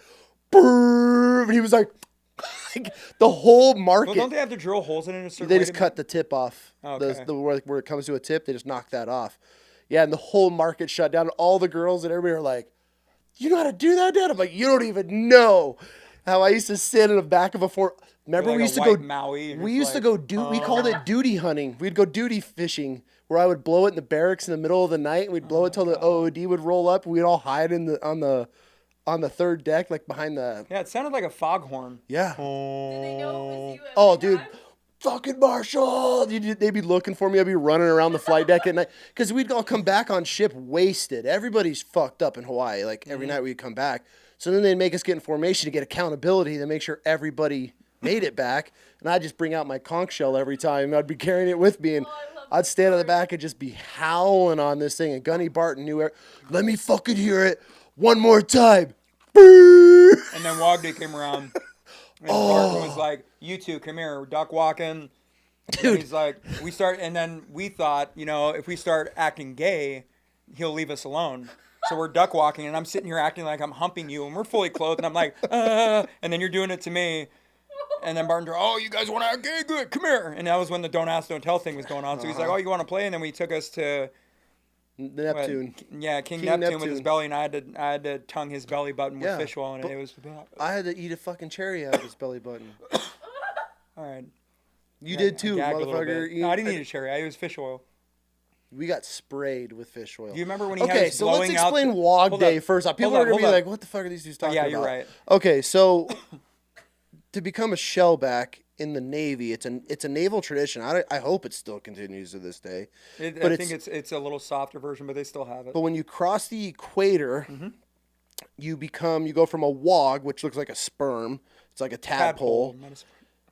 When you go from a wog to a shellback, which is like this naval tradition, and as a Marine, like there's not a lot of Marines that get to do this except for And then there's like golden shellback. there's golden shellback, which you cross the equator and the prime meridian or something like that at the same time. There's like a few different ones. But this is a big deal for the Navy, and then as Marines, and if you're fortunate enough to be on a MEU and you cross the equator, like it's pretty badass. You get a huge certificate. Like I still have all mine. Yeah, I got mine in boxes. It's a whole entire 24 hours of the whole entire fleet, the Navy fleet. The ship's just shut down, and it is a giant haze fest. Like, it doesn't matter if you're an officer. Rank is not There's have no any rank. privileges. There's no privileges. Everybody is a wog crossing the equator, and you're getting fucking hazed. Yeah. And so, like, they're waking you up first thing in the morning, you're dead asleep, and you're getting antiqued by some random dude. Or if you have guys like us that went through as troops, and then we went on our next deployment, we had a whole platoon full of people that did the whole shit. Our WOG day, I was in fear for my life. Our at all WOG day was times. horrible. They put a rope in the berthing. There was like round with a little island in the middle. Remember, we all had to lock legs, and we rowed our boat for like 3 All hours. getting kicked and punched and Kicked, smacked, punched, sprayed spit with. on. Eggs thrown at us, tarred and feathered with honey and flour, and And then they work you through the whole ship, and we end up in the chow hall, which they feed you breakfast, and it's like green eggs. Everything has a pound of salt poured on it. fish oil and everything. Fish oil, like straight, pure, like raw fish oil on everything. And they had spray bottles of fish oil, which we found out what was in them at one point. I'll get to that. We shouldn't have asked that either. And dude, our gunny on this deployment was like the crustiest. You didn't fuck with this dude. He was salty, man. Salty, very like, experienced. Like the gunny in Full Metal Jacket, like just like him. when you think of a gunny Of the he Marine was Corps? smoke while he does his PFT. We He'd never run saw 3 him- miles with a You ever see cigarette. him eat? Never. I just had this conversation with Hightower. Never. I think I saw him smoke cigarettes, Drink and coffee. drink coffee. That was I've it. never seen him actually And eat. if he didn't have his cigarette or coffee in each hand, you didn't fuck with him. You didn't even approach him. So this dude's dressed up like some pirate, and he's just hazing people.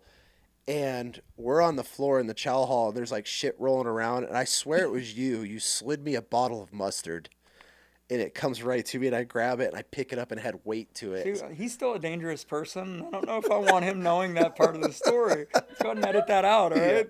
And so, no, it was you, because you were always right there. So I feel that this mustard bottle has weight in it, and I'm on the floor, and there's Marines crawling everywhere, and dudes are screaming, there's food flying. It's fucking wild. I undo the lid of this mustard jar, and I get on my knees, and I'm waiting, and the gunny's barking, he's screaming and hazing dudes. As soon as he turns his back to me, I go to like flick this mustard jar, and he turns right back around, and like this glob of mustard is flying straight at his face, and he turns, and it just hits him, and he was like, "You," and I looked right at you, and he grabbed I you. was smiling. I'm like, Because you were telling me you to do it. snitched me out immediately. I couldn't believe you. I was like, oh my. And then just cheated on all me. hell broke loose. Yeah, all hell broke The loose. next 3 hours were Horrible. like blackout. They had this tunnel. They had a tunnel with Why do you gotta? what? Go ahead. They had this tunnel that was all blacked out, and they had tubes, like PVC tubes with like 100 holes drilled. So there was nowhere to breathe. Like you're getting straight waterboarded as you're crawling through this tunnel on the flight deck of a ship, which if anybody's ever gone on a flight deck, the non-skid will shred you. So we're crawling on this, and you start freaking panicked. Yeah, I out panicked. and like legit panicking. Then you're screaming, "I can't breathe!" and you start flailing and you're kicking me because I'm right behind your feet. And that's when I started pushing you, and you were. I straight up was getting waterboarded. I put my face in my shirt, and it was like getting waterboarded with a fire hose. And I'm like, I was just, I snapped. Now I Yeah. see why people get interrogated like that. Makes total for sense. sure.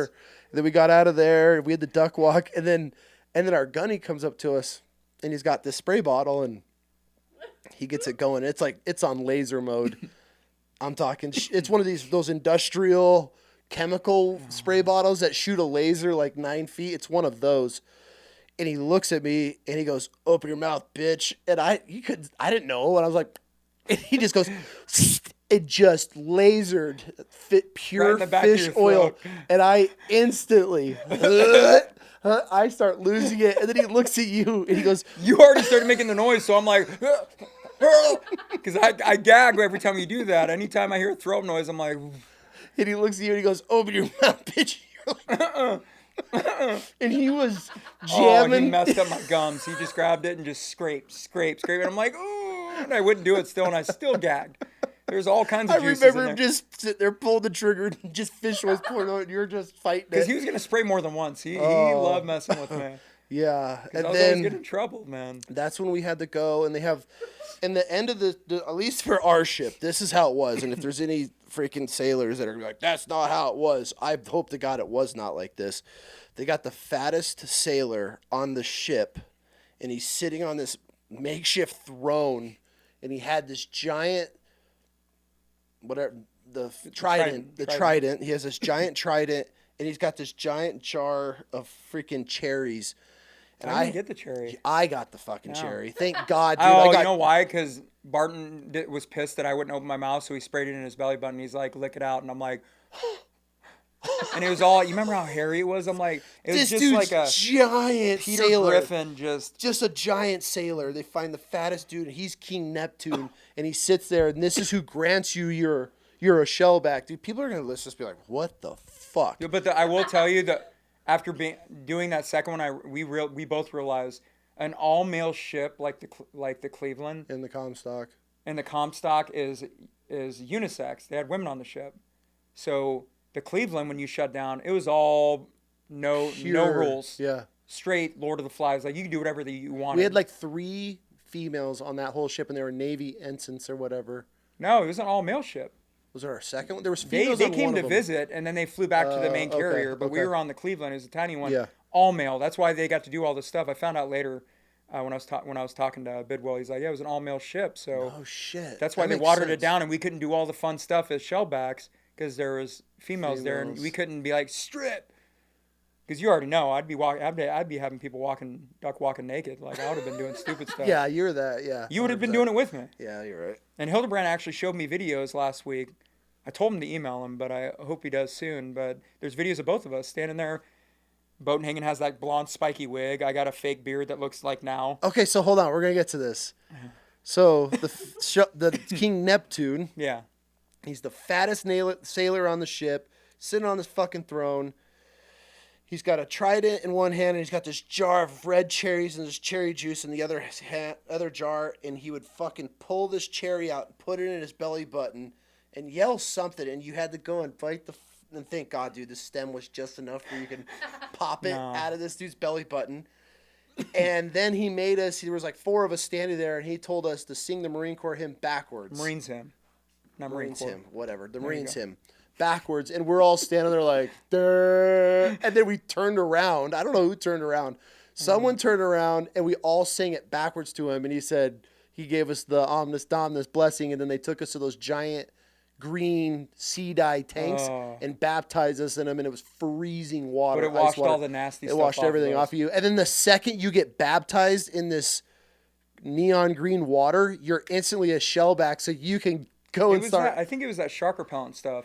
It's the when you crash, Yeah. and it like the sea dye that goes Yeah. out. So that's like the shellback tradition. And so then when you do it again, if you're lucky enough to do it again, you cross as a shellback, so you get to now partake in the hazing.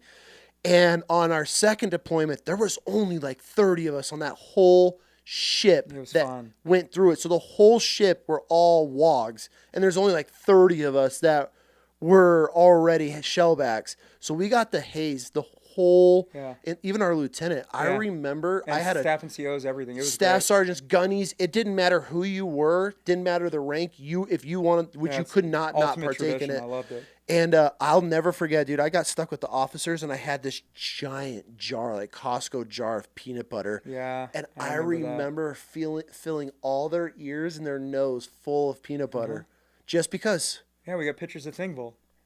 We tar and feathered him with flour, peanut butter, honey, and I think coffee grounds. It was all over him. They're really funny pictures. They're good. You need these. Yeah, I know. I need these told pictures. I told the other Brian Kinghill to email him over. Oh, But God. those videos are just. He has the video of us making Think Bullets sing the SpongeBob SquarePants song, and me and you were on top of the Humvee, and there's a video of him turning at me, and you were standing there, just waiting to smack this guy, and Hildebrandt's up there with us. Yeah, that's right. I totally forgot about that memory until What was he he showed me the filming video. with? Huh? What was he filming with? He had, I think, a digital camera Oh, okay. with a little chip in it. It did little short clips. I 'Cause remember. it was me, you, Bodenhagen, Hayes, like all of us Yeah. stayed together and we rotated. Yeah, we just went and through just the whole thrashed shit. everybody nonstop. We just find groups of people. We took it hard on the officers. Oh, I was kicking all of them. Yeah, I I remember put they were physical doing abuse on all they of were them. doing sit-ups, and I'd dump a bucket of water on their head, and if you catch them at the right moment, it would just boom. You'd hear their head just boom when you would dump that bucket of water. Bodenhagen had that stick with a skull on it. I'd snatch it and smack people in the head with it just to mess around. Remember on the first we stole the horn, that Navy horn on our first one, and we were all chanting "fuck your ship." Do you remember this us as a platoon? Oh God, bro, it was wild. Yeah, dude, we woke up the whole grunt birthing. Not one grunt was a shellback on that deployment. Yeah. And we Oh, walked in there yeah. with we snuck in. We literally we opened the door to the grunts birthing, and there wasn't a fire watch, nothing. And we started opening I up their remember this. blinds really slow, and you just get the biggest handful of powder, like flour, and just poof, and these dudes were just losing. Oh, I snatched the life out of a couple of them in the racks. Losing their just shit. Ripped them down, ripping their shirts, just. And then they were like, they tried to fight us at first, and we're like, no, it's WOG Day, boys. And they're like, oh no. We were gathering materials, eggs, Oh, peanut week, butter. for a week. A week at sea. But we had- Dzimski. No, he was on the first deployment. I don't think he went on the second, did he? 100% he was on the second. I can't remember. He was at the house, cooking for us. No, I don't remember him on the second either. I talked to him randomly. I'll hit him up after Yeah, this ask him. and I could ask have him. swore he was at the house. No, but we were collecting for long. The first deployment, he was bringing us food constantly. I don't remember him on the second because I remember his voice. He had like that. I could have swore I wheeled and Move dealed. the turret. He had like the pinched nose talk. Maybe he didn't. Maybe he Turn wasn't. me. Like he'd tell Renfro to turn him in the turret because he was a cook. He didn't know how to move an Amtrak. It's like traverse. He's like, turn me, Renfro.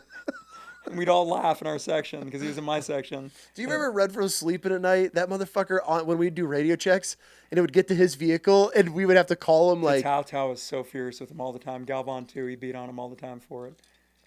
But that was good in Iraq when you got tired of his stuff, and me and Renfro have talked about it, and we've talked about it a couple times. You're on watch, and he's the next one up. You wake him up 15 minutes early. You always give him like 30. It's like wake up. And for some reason I was up there. I think I had watched with Renfro because I wouldn't have been up that late. Because Boder and I stood and watch every night, and then you and Renfro relieved us. Yeah, and I was an early. I was like you wake me up, I'm up, Yeah. and I walk over and I'm hanging out. And then me and you were arguing. You're like, no, I'm gonna leave. I'm like, no, you're not. One of you guys has to stay here, or one of you guys has to deal with it. So I antagonized you into throwing. Sorry, Renfro. But you threw him off because I was like, you both aren't going to bed because I can't leave the post. It's super dangerous. Like, Yeah, we're in in the middle of- retrospect, we're like, I can't. Like, if I have to go to the bathroom, I got to go walk anywhere. I have to. We were in the middle of the desert. Well, we're right outside of a city, so I mean the city's right there. Yeah, but there's nowhere in sight. Yeah. No, this is the second deployment. Yeah, That city was a long ways away. outside of Barwana. Yes. We were in like the oil fields to where we cracked that pipe and there was oil everywhere. It was, Oh my it was God, a we couple gotta tell miles that away. story. We were alone out there. Like later on, we found out there was footage they were recording of us, Oh, I believe it. and we only had like HESCO barriers up to here so we can go do our number twos, like and look out. We wanted to create, an ambiance because we got complacent Yeah. after, the third extension out there, and we're out there for God. 10 and a half months. Well, okay, so back to this watch post. Oh yeah, sorry. So you're standing a post in the middle of the night for 2 hours. Yeah, I it's think our 2 posts hours. were, and I had to wake this dude up every night with you, and he wouldn't get up. And so finally, after you're antagonizing me, he's sleeping on top of a vehicle, and I would wake this dude up, and he'd just go back to sleep. Just would not give a fuck. Like straight up, would go back to sleep. And that's when you and I were arguing. I was like, dude, I'm going to bed. It's in the middle of the night. It sucks, and it's like this every night. No, so what happened was I was like, well, let me walk with you. Boater, just stay here real quick. I'll walk back with you. You can wake him up again, and then I'll deal with it. And you were like, because you weren't coming back. You're like, all You had right. to walk up that, climb up the. So yeah, so when you walk down it, like it's on the way to your tracks. You're Uh-huh. like, cool. And you went up there, and poor guy. I picked him up and tossed Just him picked off. him up in his sleeping bag, like a body bag. That's what it looked like. And you're just, whoop! You just did one swing back, and he still didn't wake up. He's like a coddled baby, and you just right off the track. And that's like a, I don't know, 9-foot drop Yeah. onto soft sand. So you just heard the, and dust, poof, all over. Dude, he deserved it. You're like, he's awake. I'm going to bed, and I walk off. He came up, and Boater finally walked off. Because Boater was straight edge. She was like, I'm not leaving my post. Like, somebody else, he's right. Yeah, I didn't And give so a fuck. and then as soon as I get him back, I'm like, no, he's definitely up. And Boater's like, you sure? I'm like, he threw him off the track. He's up. And he's like, he just laughed and went to bed. He's like, all right, later. And I just sat there. Dude, we hit that pipe. Yeah, that was scary. Okay. I was scared when we hit it. I was like, what? You're talking about the oil? Yeah. That scared me. Yeah, bro. Okay, so people listening have no idea. This is the shit that goes on in Iraq that I never hear people talking There's no about. footage or anything of it. There's pictures. There's 100% footage of it. Oh, no, I got photos. Yeah. I said we're rich. I made a video. And I said, Yes. I showed Melissa. It's like, we struck oil. Good old GW. Do you have We're this rich. video? Yeah, I'll send it to you when I get We'll home. play it on this if Yeah, we can. it's going to take me a while because I got to That's search fine. through everything in the boxes. That's fine. We got time. Just remind me. So we're in Iraq.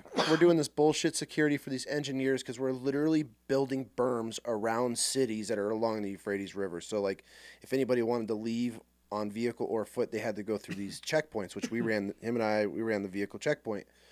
Well, these engineers they like put their claw in the ground and we're just ripping roads for us, and they strike an underground oil line, like pipeline. Well, how would you compare it? You can't compare it. 20, 30 fire hydrants power wise? Yeah, there like, had to have been 100,000 gallons out there. Like, it was, 100,000 there was lakes of oil, so black oil. It was just... Oil, we strike pipeline, it goes into this wadi aqueduct system that goes down into the palm grove into the Euphrates River, which is a whole new war. A biblical historic river. Yeah, that was bad. And so this oil is running through the desert that leads straight. So the dozers have to haul ass, get to the river, and they start building a berm. And they literally kept just having, they sat there for... It was all night.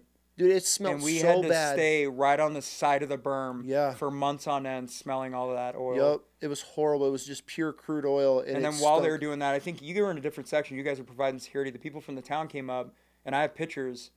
Third section, we were like, our staff and CO Arbuckle walked up and was talking to the people because they were all farmers. They were furious. Mm-hmm. Like, that was all their property. And rightfully so, we destroyed it, but we were like, we didn't do anything. The engineers did, but obviously Iraqis were like, dude, who's going to pay us for this? Yeah, because those were all date trees. Yeah, that's and they their just livelihood. plowed through them, and they built this berm. And then shortly after this, within days, they ripped a hole through a natural gas pipeline.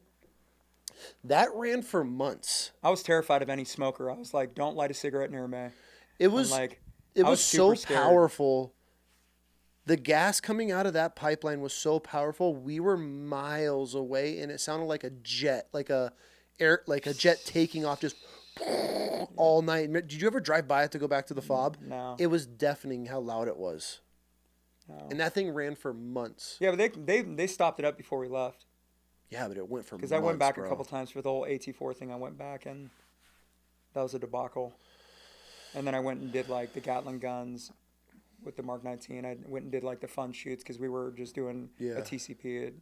God, dude. So it was just I wouldn't say it was exciting, but we got to do some cool stuff out there. Yeah. Like once we moved into actual Barwana and we went into Animal House and we found huge caches and we found some cool shit. Yeah, we did some really cool stuff in our career. Just those two deployments that I got the most experience out of my first 4 years. Were you there the night? God, dude, I ran through a cemetery one night, and we had no idea.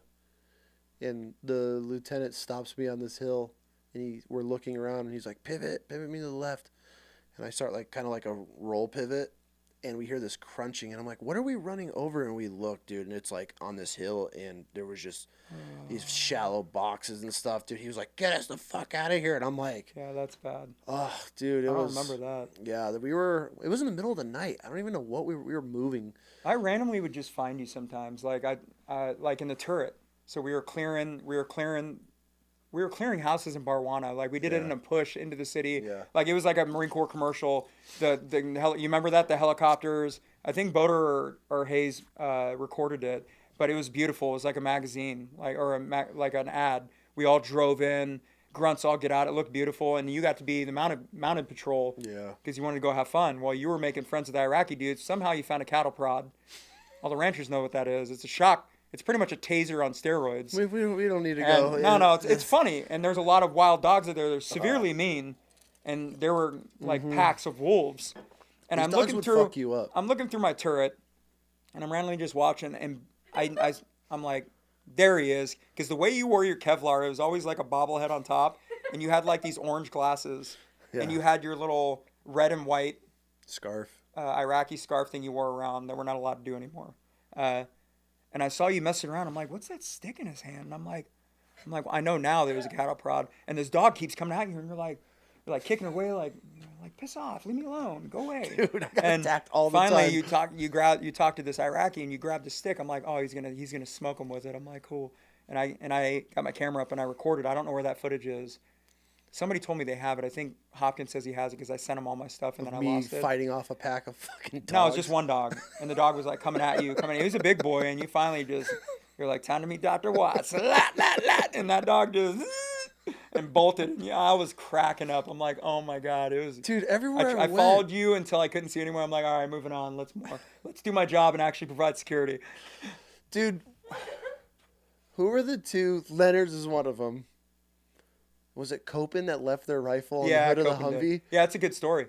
So This was your section, right? Yeah, this is Animal House. We just got done with the patrol. Of course, I'm in the turret of the Humvee because I'm like, I got all the 203 rounds. I got an extra like 80 pounds on me because Ullman made me wear those pouches. The leg pouches that had like 25 rounds, and then the chest, and then the other leg. I'm like, this is so unfair. I lost so much weight. I was so skinny. You had more grenades on you than Tim Kennedy. And then I had that old school rifle, and you guys all had the new rifles, and I'm just like, with the 203 on it, and I'm like, dude, this sucks. I'm like, I want the high speed cool rifles. They're like, no. I'm like, I'm not even big. Why is the marshal doing this? But our section needs somebody with the 203. I'm like, this is so unfair. We have Zuma, but he's a mechanic, anyways. We go out on patrol. Oh yeah, we all had short M4s, and you got stuck with the big ass M16 with the 203. Yeah, I don't even know what type it was. A2, A4, something like that. We went through all three. But anyways, we do our patrol in our section. We're driving, and we're all in Humvees. So this is the time before our platoon sergeant, instead of switching it, and we had to start walking with just one Humvee. We're doing a night patrol in Humvees, going down the main strip. We stopped a couple times, looking the palm groves, checked it out, making sure people weren't digging. We hop back in, or no, we talk a little bit. I put my rifle on the hood of the Humvee I'm going in, but I'm super paranoid about my PPE because I never wanted to lose it. Yeah. Rightfully so. From our first deployment, it was devastating. Yeah. If you lost anything, everybody was done. Oh God. And with the 50 barrel thing, I didn't want to risk it because while I was on leave, you guys lost it. So there's no you guys. So we get back. On our way back from the patrol, we're like, everything's smooth, and I'm like, we didn't see anything. It's like around between 10 o'clock and midnight. I can't remember. It's too long ago. We pull in, and I hear like some chatter, and I'm like, I'm not paying attention. I'm like, whatever. I have the headgear on. And then all of a sudden I hear the platoon sergeant, hey, Echo 4 Charlie, where is your rifle? And I'm like, right here, Gunny. I was like, oh, you're talking about Copen, Echo 4 Copen. Not Charlie. And he walks over, and Copen got that heat. He was up until we woke up in the morning, still filling sandbags. Animal House, man. That place was wild. So I was on the roof that night, I think with Hayes. And we were, those guys got back from finding their rifle, because I remember it going down, and they said to go get it. They take off. They only went in one Humvee. One Humvee left. Dipped out. They come back with the rifle, and that's when I think it was Dylan, whoever met him out there. He was filling sandbags, and then the next day I remember them telling him don't stop digging until you hit oil, and he dug that well right there. We had to cover it up every night because it was so deep. He would just dig all day, every day. He would just get up and dig. He deserved it, though. Yeah, you leave your rifle in a Humvee. Yeah, and it's an honest mistake. I've never done it, but I'll say it's an honest mistake, and he definitely learned his lesson. Pain retains, I'm telling you. We need to quit the paperwork and just start up CCU again and rock breaking platoons, and we'll shape everybody up. Were you with me when I got caught and had to fill all those sandbags out in like Apple Valley or Victorville for smashing all the windows and smashing all the houses up? Yeah, I was a part of that, but you didn't narc on me, so you only filled in by yourself. I appreciate that You love. hid in the bathroom, Yeah, right? sure did. Motherfucker, I knew Yeah, that was we you. broke a lot of windows. That was so much fun. So they were You threw me into a wall, and my rifle just went into the drywall, and I popped out. I'm like, oh no! And drywall's like stuffed down the muzzle, and I went to shoot it, and a sim round went in and just jammed, and I'm like, I'm defenseless. So I stayed with you and used you as a shield the whole time. And then when they came up to catch you, right into the bathroom, hugging the toilet low, and I was like, don't snitch me out. And I thought for sure you're gonna call me out. You didn't. And I walked back by myself, and I got in trouble for being by myself. And Sancho's like, what happened? And I didn't say nothing. And then I didn't know what happened to you. We didn't discuss it. Yeah. Okay. So I appreciate that, though. We're in these houses just breaking everything in these houses, like medicine cabinets, like just putting holes in walls. And they were demoing all this anyways. So you and I take it upon ourselves to trash it all. And then who caught us? It wasn't even any of Caught you. Okay, who caught Don't me? say us. I didn't get So caught. he saw the Marines coming and dips into the bathroom, leaves me hanging right as I'm shattering a window. And they catch me, fucking rip me out of this house, and I never said a word while you hid in the bathroom. I appreciate that. And I had to fill, like, you know how they used to drop the pallet of sandbags that was, like, they had the white cable around? Oh, yeah. I had to fill all of them. Good. There you go. Yeah. I appreciate that. Yeah, you should have been doing it with me. No. Yes, bro. That would a true That friend was would your have. choice. You got to live with it, man. I appreciate you. I totally forgot about that. It makes me like you more. I appreciate. That's the one time you didn't call me out. Yeah. Yeah. Yeah, I couldn't, dude. I wanted to Because so Wog bad. Day was worse. I would have rather filled sandbags than do Wog Day with you. It got so, dude, I was filling for so long and I wasn't even making a dent. I was stuffing sandbags inside. I do remember, and you were filling up like half quarter full sandbags. Like you were not going all the way on these. You were like, and they were probably watching you, so you couldn't just walk off like you traditionally. You were like, I ain't doing that, and you walk off. They probably got your name and your ID and everything. Oh, they took me back to freaking Lochner and all those guys. Oh, and they made you do it. Mm-hmm. It was our staff that made me fill all of them. And the whole entire time, you would point and laugh at me as you saw me filling sandbags, and you were... No. Yes. I might have Yes. once. No. You're... as he's walking by, as I'm filling sandbags for the third day in a row. I was just proud of you. I'm like, wow, he didn't snitch me out. That's a real one, man. God, man. Like, a true homie ain't coming out there and helping you because we'd have to fill 2 pallets, and I'm slower than you, so it would have been worse for you. Yeah. So in turn, I was helping you by not doing that. I was so... Wagner really hated me. He liked you. Yeah, I don't So know he would have why. made us do a lot. Yeah. You weren't he wasn't a fan of you. Uh-uh. And then Martinez had my number. Yeah, he did. Oh, he loved messing with him. Well, he had everybody's number. He was a mean staffy. But I went Staff sergeant. I went Staffy. above and beyond on his list. Yeah, you did. You purposely made sure, like the smoke Jenny coming back from the field. It's Friday morning. We're getting off early. Whoa, and it's just right in his face from 2 feet away. You gotta explain what it is. Oh my God. Well, it's like a cover and concealment thing with smoke Jennies on the Amtrak's when they're around. Cover and concealment, you hit them before you hit the beach, so it gives cover. It bellows out white smoke. Yeah. Just bellows that out. It's supposed to cover and conceal you when you're in the ocean. Yeah, it's darker than smoke. It's So just like I didn't even mean to do that to him. So you call it like smoke? What do they call it? Just I don't know. I data dumped a lot. yeah. There's a term for it where if you were working in your vehicle or like in your driver's station, somebody'd pull up and they'd just floor it with the brake down and you hit the switch. And It's like when you hit the Freon in there and it's just yeah, it just bellows out the smoke. Well, I thought my buddy Travis was his driver. Yeah. And I see a body moving in the driver's seat, so I pull up next to it and I put my exhaust right there and I just boom and just dump smoke onto him for a better part of a minute. I mean, I didn't let off. But that was common for us because we did that in our first. But that was platoon. Martinez. Yeah. He was in the driver's seat. The staff sergeant's in the driver's seat, and ever since then, man, he hated me. And I Yeah, didn't well, even you know it couldn't was him. see because he had the goggles. Well, no, he was bent over, so he was fucking with something in there. I never would have expected him to be in the driver's seat. I think you would have still done it. Yeah, I probably would. Yeah, you didn't care. No. It could have been our gunny, and you would have been like, wah, ah, and I would have been like, all right, cool. Now we're sleeping on the ramp tonight because we slept on the ramp that night. Everybody got pizza, and we weren't allowed to leave. We slept in the maintenance bay. We did that a lot. I Thank feel you. like. Thank you for that. That wasn't because of me. That day was because of you. 100%. No, it was not. 100%. Because I smoke jennied him? We played games all night. Yeah, we did. We had to unload and load our vehicles all night. Oh, yeah. We thought we were having an easy day. There's a lot of nights we slept on the ramp. Yeah, dude. For no reason. Zero reason. Because we'd wake up and work for like an hour and they're like, all right, leave. I'm like, really? Uh-huh. Like, we sleep on concrete. Cool. Appreciate it. That shit was. And it was fucking always a lame. Friday night. But they did that for a reason because we were thirsty third there and they knew what we were about to go do. They were doing everything they could to keep us out of trouble. Remember 29 Palms? The fight, the day that everybody got in trouble? It didn't involve Renfro? It involved the whole platoon. Remember they gave us like a half day halfway through, and everybody went to the Whiskey bowling alley? Chucks. Whiskey Chucks. Yeah, we were on, what is it, Camp Wilson? Yes. So we were, the bowling alley is the main side. Guys weren't, dude, no. Guys got arrested at the bowling alley. A giant fight broke out with LAR and trackers. Oh, I wasn't there. No. You weren't there for this? No. You missed CAX? No, I was there. Well, I wasn't there either. I was with the ex. I think your wife came up. Mm-hmm. Oh, I remember that. No, I was doing Firewatch that day. That's why I didn't get to go. I stayed at the can so everybody can go. Because Melissa wasn't coming up, and I knew you guys. I got dropped off back at the cans, and everybody was in formation. Yeah, I was on duty the whole day, so I didn't get in trouble like you guys did. Dude, that was insane. They gave us one day off, and I think there was like 12 NJPs out of that or something like that. Like half the platoon got NJP. I got in trouble because I let Galvan into a track to fornicate with his girlfriend.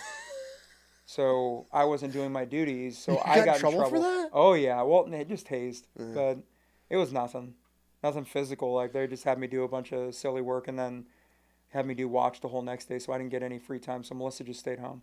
Did you miss the 50 cal hazing? Yeah, I was getting married. You missed all of it? Mm-hmm. I was there when you guys lost it. That was horrible. But they brought you guys in on the weekend or like a Friday, and they just thrashed you guys. That was barrel run. No, I requested leave 2 weeks before that. I went to Vegas and got married, and then I found out. God. You guys didn't even text me. Couldn't. Somebody texted me that night. It says congrats on being married. No, it might have been Taylor. Texted me the night I got married, and I was blacked out. This is Vegas. I was in my blues. I was having a good time. Next morning I saw it, and I'm like, oh, there's trouble. And I knew I was having to come back to it in 2 weeks, and I'm like, oh, I don't want to come back. And he's like, yeah, I had to do with the barrel. Just be glad, man. We're low crawling forever in the sand looking for a random barrel. So this story is a wild one. We were doing this training, and we lost it at Castletown. I actually just talked about this on the last podcast. I don't remember where. I just know it was Galvan's barrel. It was Castletown. This guy's 50 cal barrel. So when you put a 50 cal barrel in, you got to push it in and you twist it till it clicks, and then you like back it off too, if I remember correctly. Yes.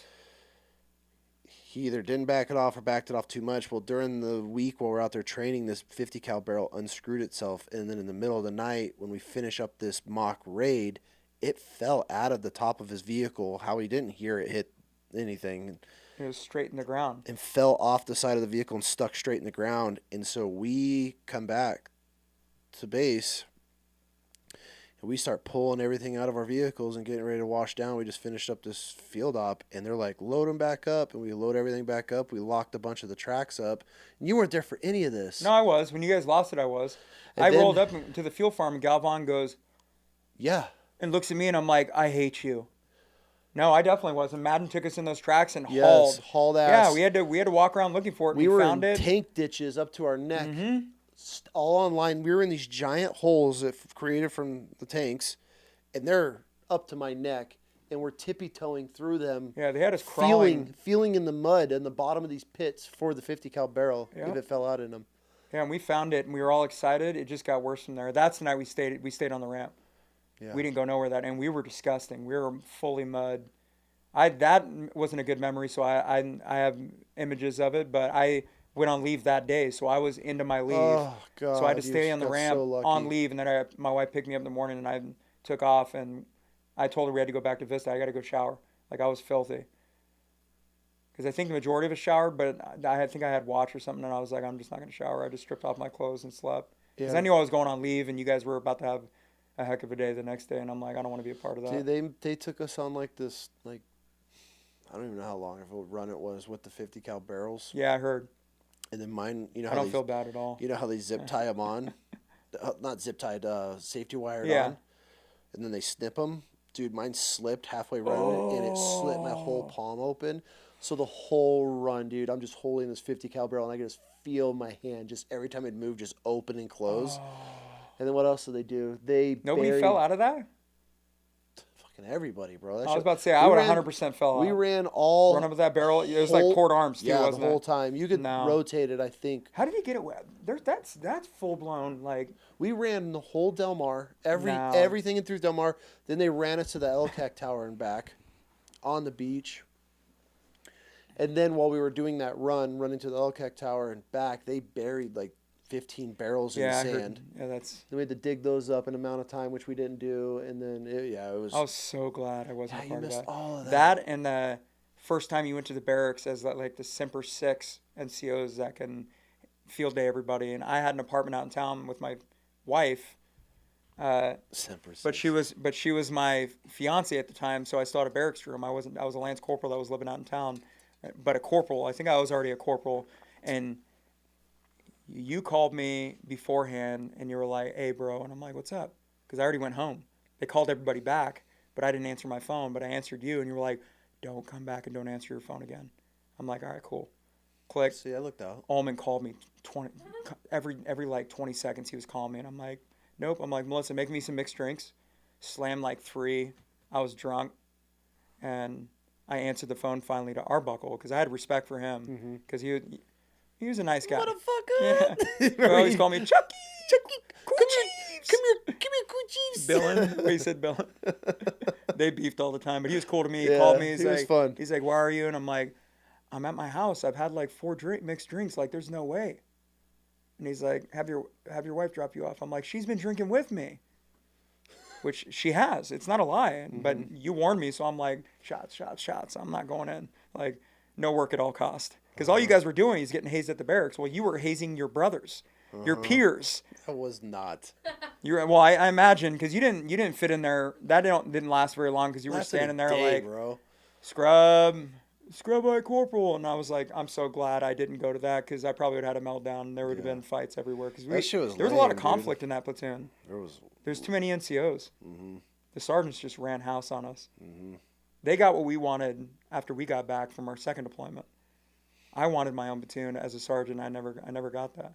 Well, I got Garibay and that young group of guys.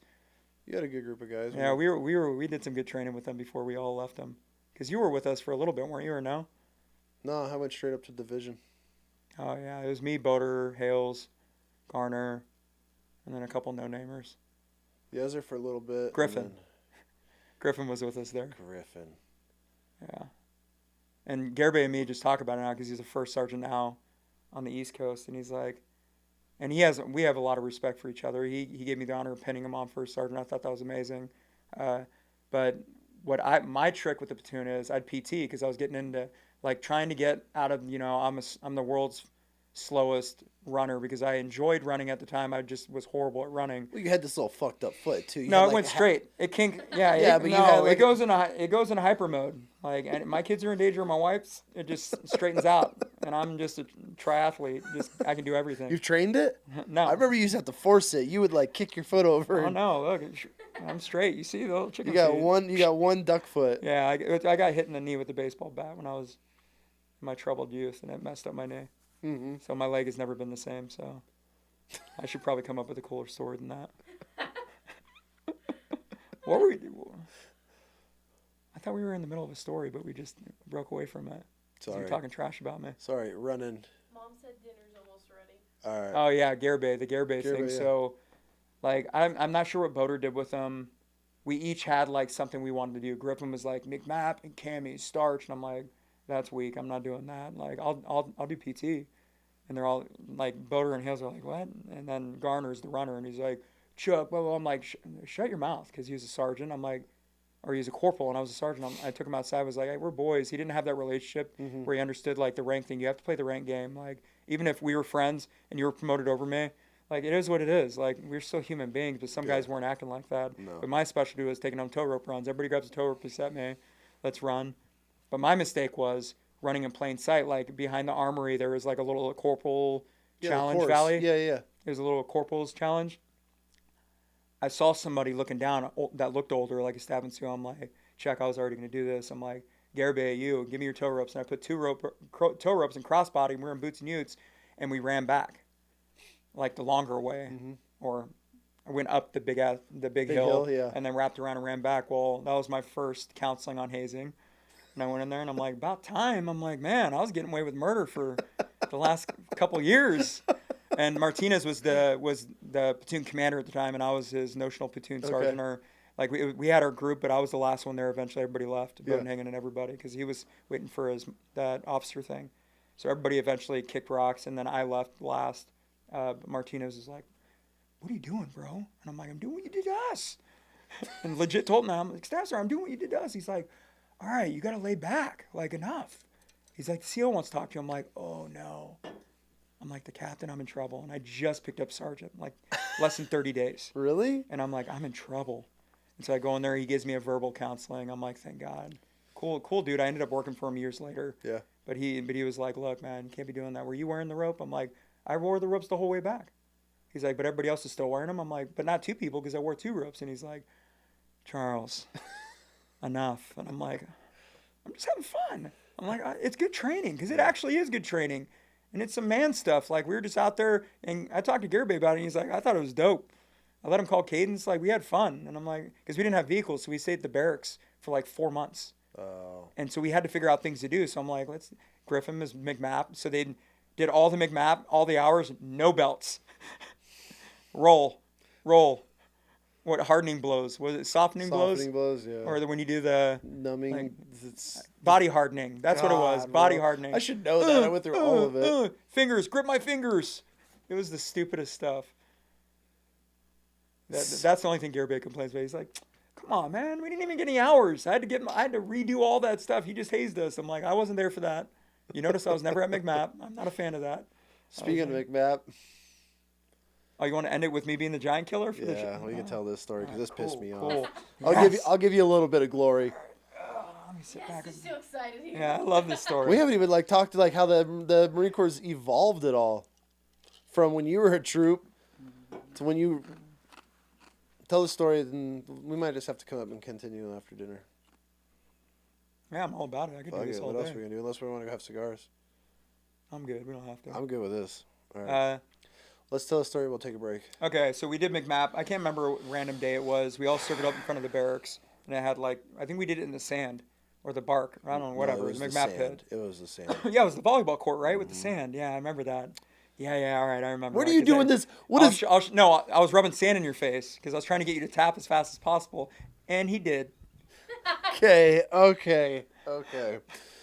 No, we're gonna tell this story. We started the gauntlet, and since I keep looking, I'm sorry. I told you, dude. We're gonna have a counter. You gave. You don't know which one. See, I block out your camera because there's a red light on it, and I knew you'd be super distracted. Like that one right there. If you look at that one, it's gonna have a red light that pops up. No, right there. Sorry, I already know you're gonna edit this stuff out. I'm not editing anything out. You better. What? You better. What am I gonna edit out? The conversations when your daughter went to the bathroom that we didn't want to be on this. You gotta edit some stuff. Oh yeah. She was paused during that. Oh, she was paused. Yeah.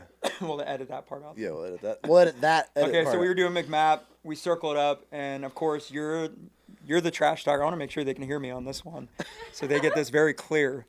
And then you're with me. Well, we're standing in the general area. It's just our platoon. And they're like, hey, we're going to go toe-to-toe. You got problems, anybody? And then I think Sancho McManus is like, Marshall, get out. It was McManus. He's like, come here, tough guy, right in the middle. And I thought Chenault was going to challenge you because Chenault wanted your smoke all the time. He's like, let's go. Let's play. He got it. We got to continue. Oh, I want to tell that story, too. That's a good one. All right. Because it's our point of view. But all right, start over. Stop interrupting yourself. I'm sorry. So we get in the platoon with, I know, I see squirrels a lot. This is your fault. Drink. So we start doing mcmap. McManus calls you out, and you're like, here you go, tough guy, like all chest and nothing else. Stand out there, please. And you're like, I'll take any of you. Who wants it? Who wants it? What's up? And I can't even remember the names of the people. I don't even know if Renfro grappled you, but I just remember I was the 5th one, and I was like, in a row, back to back. Like, and that's important because I never had a break. It was like the King of the Hill, pretty much like that, like that concept. So you went through, and I watched you do the first one. I'm like, ooh, uh-oh.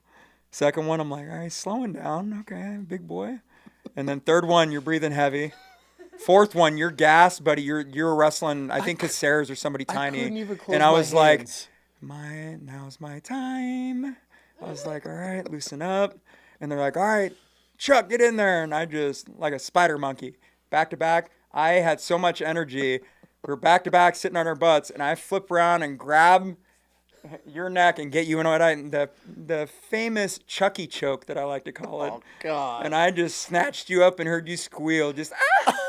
And I'm like, shh, it's just me. I never should have let you tell this rolled story. on, and I grabbed the sand and I swipe it across your eyes and your face. You tap.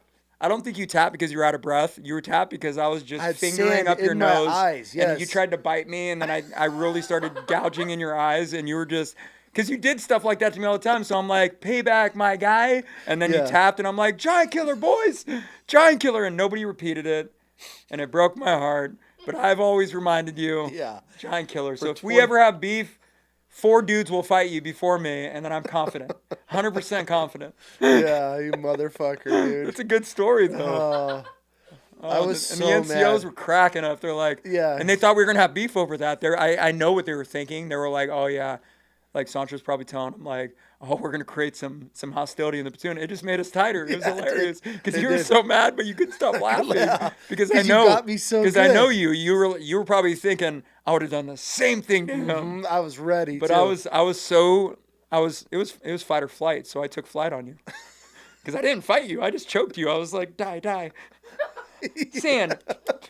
I was doing anything I could to make you tap. I was so kicking you in your pissed. nuts because I put my legs around you and I was doing everything. I squeezed on you. You would not have been able to get me off you. Even if you stood up and dropped back, I would have held on tight. Yeah, that was straight up preservation mode. I couldn't breathe because you were shoving sand in my eyes. It was and great. my mouth. It was horrible. As soon as I said sand, you were like, yep. Because I just grabbed a handful. And it's like the dirty sand. Like people throw cigarette butts, spit in it. There's like cats from all over the barracks shitting in it. Nobody played volleyball once there. It was rock hard. It was that rock hard clay with like a 1/4-inch sand on the top of it. So if you dove after anything or fell in it, it just was like sandpaper. Do you remember anybody else grappling after that? Because I don't. Yeah, I do remember because you got tapped immediately and I was pissed because By who? I didn't even have time to recover and you were already out. Oh, it was Galvan. It might have been Galvan, and he's strong. Yeah. And I was like, I was already gassed from choking you out. Like my heart rate dropped back down. I was like, I got the title. Now what? God. And then Galvan just smoked me. I was like, there's no point because he was double my size. I'm like, he's just a short, stocky little Mexican dude. I'm like, there's no way. I remember he got a job at the tanning salon just so he could pull chicks. I don't remember that. That was the most genius shit. Was I already gone? I probably was already in Virginia. No? He was super tan all the time though. Like golden tan. I'm almost 100% it was him. He got a job at the tanning salon. This is ridiculous. Are we not supposed to talk about this shit? My bad. Galvan's gonna be like, I love tanning. You know how he What's wrong is. with tanning? With his voluptuous lips. You always used to mess with Galvan. The biggest lips, dude. And he used to get so mad. He's a good looking man. He was. I don't know why he ever got so offended over it. He still is. He's still really good looking. Beautiful. No, you'd mess with him like, God, Galvan, you're such an idiot. And he's like, shut up, Brian. Or he was like, Marshall, you're gonna see. What you gonna do, little man? Because you like doubled him because he's shorter. And he's like, I fought people bigger than you. I can handle it. And it was just back and forth. But you guys never beefed. I think it was just like a love-hate. I mean, it was just. Because I didn't think there was any hostility, but he was easily triggered. Oh, he would light his fuse immediately. Yeah. That's all you flick his ear, and he'd be like, and he would start huffing and puffing. And he'd give that look, you know what I'm talking about? And he'd be like, you're really testing me now. Because me and him were boys for years. He's a really good dude. Yeah. I miss a lot of those dudes, man. There were some characters in that platoon. No, I don't miss anybody. I'm good. I'll visit people, but there's a select few. Like Hayes is my first roommate. I miss him a lot. And I never took a chance to see him when I was recruiting because I was so busy. I never saw him once. I was just so busy. And he was the first one to ever send me a retirement gift well before my retirement. He mailed it to me. This is my first barracks roommate. I'm like, I really appreciate that, man. He's a good dude. Yeah, he always, anytime I hit him up and need something, he's always there. Mm-hmm. He's one of those dudes that's like, yeah, what do you got? Yeah. His wedding was wild. Yeah, I didn't go. Yeah. What year did you get married? I couldn't even tell you. I'm hurt. Invite me, bro. Like, what was that? I'm talking to you. You didn't get an invite? I can't remember. That is weird. He didn't invite me. I must have been in Virginia. Yeah, because he was single and he had the Z350 or whatever it was. He crashed that. Yeah, he was single when I left, so he did get married. And I was in Virginia. I wouldn't have went. I was poor. Yeah. I had 2 kids and I was a sergeant. I was hurting. I saw Galvan came to visit me, but you guys went to Galvan's wedding. I didn't. Well, I don't know if you went. No, I wasn't invited. Yeah, Boater went. I was invited, but me and Renford didn't go Maybe I because was Hales went, and I'm like, they had beef, and I'm like, I'm not having that. So I ended up not going. Same with Brinkman's wedding. Did you go to that? No, that's where that fight broke out. And Yeah. He got stabbed. And... Yeah. It's still. You're gonna give me a We're sign. gonna edit this, but that's still an open case. Is it? Yeah, talk to Brinkman about it. It's still open. Like the people still bring it up in the town. That's a historical event that's happened in Sumner, Illinois. You were there? No, Oh. but even I heard about it, and then I asked Brinkman a few months ago when I talked to him. He's like, "Oh no, that's still the talk of the town. Anytime that guy comes to see his family, it's like, here we go all over again. You're that guy that's buddies with the guy that stabbed me. He almost killed me." And Brinkman's like, "I didn't even know that guy," which he didn't. We're gonna edit that all. We're not editing any of that out. Oh man. Nobody's gonna know anything. I'm sorry, Brinkman. Dude, oh my god, I wish I could tell this story about Brinkman, but no, I couldn't. I got a lot Not of good on here. stories of Brinkman, but they're all hood rat stuff. Brinkman was He was- wild. So Brinkman was my crewman, and he was at my first wedding with a group of you knuckleheads. I And was part of the bridal party. Thank you very much. you were part of the bridal party. And I had a great time. so it's my wedding weekend. All these fucking And your dudes- bachelor party. I was in and my charge of it. bachelor party. You were in charge of the bachelor party. Mhm. I'm getting married. One of our buddies leaves his suit or his tuxedo in the hotel, and he calls me to go pick it up. This is Travis, and so I go to the hotel. I'm like, "Hey, there was a party here, and they left a suit." And they're like, "Oh yeah, there was an incident with that party." And I'm like, "Oh god!" I'm like, "What happened?" They're like, "Well, the owner is a avid hunter," and I look. There was a really nice deer in this hotel. There's like this empty spot on the wall that you could see where the perfect deer spot was. And I look back and they're like, "Yeah, there was a gentleman from that party. We believe his last name is Brinkman." And I was like, and this is my crewman. I'm like, "You've got to be kidding me." I'm like, "Well, how do you know it was him?" They're like, "We have video footage." And here he is with his shirt off. And he's got Brinkman tattooed from shoulder blade to shoulder blade across his back. And he's sneaking through this lobby on this video I'm watching like, "You fucking retard." Like this guy. And he pulls, he's 7 foot tall. So he just pulls his deer off the wall. They loaded it in the car and took it home. But yeah, I had to call Aaron. They wouldn't release Hayes' tux until he brought the deer back. And, I don't know why he did that. dude, somebody He doesn't stole a know stop either. sign in that. McManus, I think, stole a stop sign. Somebody stole a stop sign. McManus at your wedding? He I wasn't at believe your he was wedding. there. No, he wasn't at your wedding. Who am I thinking of? I don't know where that. Someone stole a stop sign right down the street from the hotel. You don't know, huh? No, I was married. I was with my wife in my room. Me and Hale shared a room. I'm Yeah. like, we didn't do anything. That was a stupid fucking time. But I did crawl under the table to get the first dance. Remember that? I feel so bad. What a wild I didn't know how to time. act like a human being. We were just wild. None of us did. None of us did. I didn't go to your wedding. Mm-mm. Did you guys have a full wedding? Yeah, no invite. Oh, here? Britt? Yeah. Oh, no. Oh, you didn't? No. Yeah, I was wondering. I'm like, Mm-mm. when Melissa asked me, I'm like, I don't know. No. Well, I she... would have invited you if you had like a big wedding. We would have Yeah. had fun. Yeah, we talked. Pretty No, real fun. what saved me from having a wedding the second time was because Britt got so. She knew had to plan so many banquets, Yeah. and I was like, she not her thing. Yeah, we didn't do a wedding either. We And I just was did like, Vegas. that's a wedding. I go, you're planning 300-400 people for a night, entertainment, food, all this shit. We're just adding auctions and raffle stuff. So I'm like, that's a wedding. She's like, I'm good. We don't need to have a wedding. I Yeah. was like, oh, thank Yeah, God. my wife doesn't want one. I've asked her recently because we're going on 19 years. I'm like, you don't want to have a, like a renewal type deal? She's like, for what? She doesn't want all the bells and whistles and wasting the money. She would love it. No. She cares more about vacationing and spending time, and I don't know, man. I think I want to do it for Britt one day. Just do that's a what big I one. thought. I wanted to do it for her, but she just tells me no, and I ask her They're almost all every gonna year. say that. Yeah, but I'm like, I thought she would appreciate it, but she's like, oh no, for you if you want it. I'm like, no, I want to do it for you. I'm like, don't do it for me. You guys should just do it, planning on one of your vacations and do it with the kids. Maybe our 20 year. That'd be We're dope. coming up next year. Damn, 20 years, bro. Hmm. Good for you. Good for you. It's I don't fun. know. I don't know many people.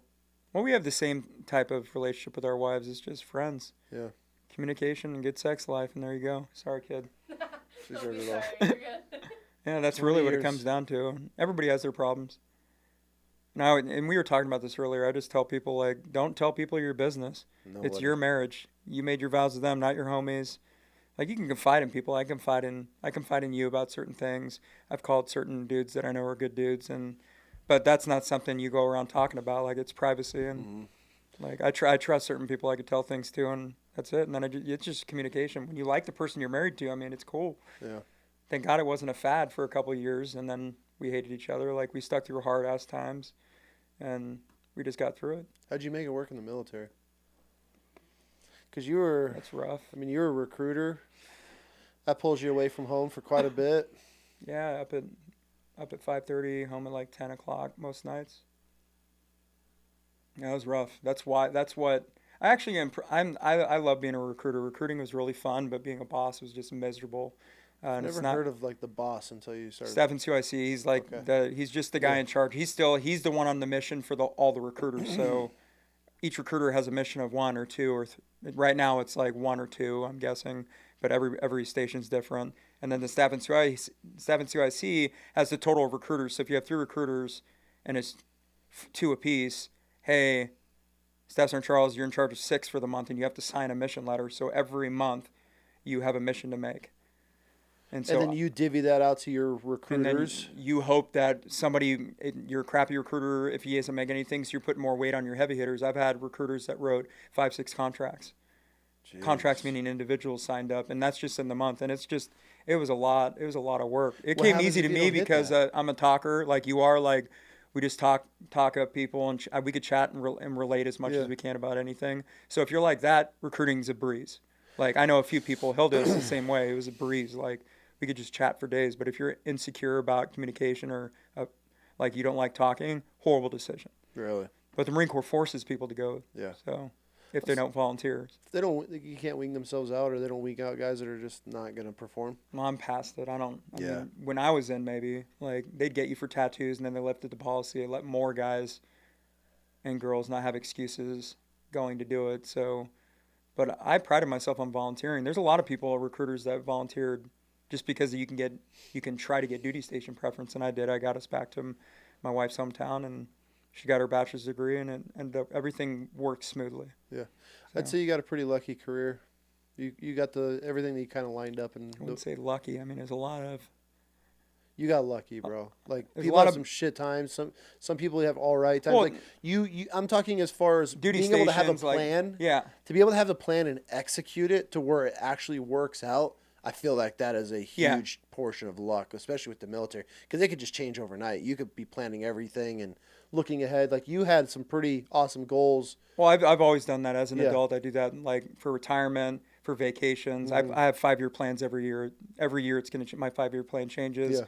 as it should. And I have notes. I rarely write notes. I keep everything on my phone, and I just follow through with it. Yep. So I always make sure in case something happens, like the Marine Corps, they have that motto, "Semper Gum," be like, always be flexible. And I'm like, all right. So I had to Yep. plan accordingly because I'm recruiting. I wasn't a good boss. I was telling you, like, yeah, I might have got recruiter of the year, but as soon as I became a boss, I realized I'm like, I am not.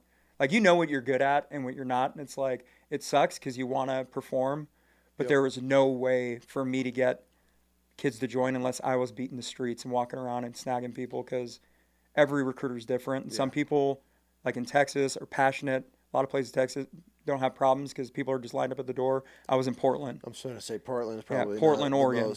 the most. Dinner's ready, sorry. Cool.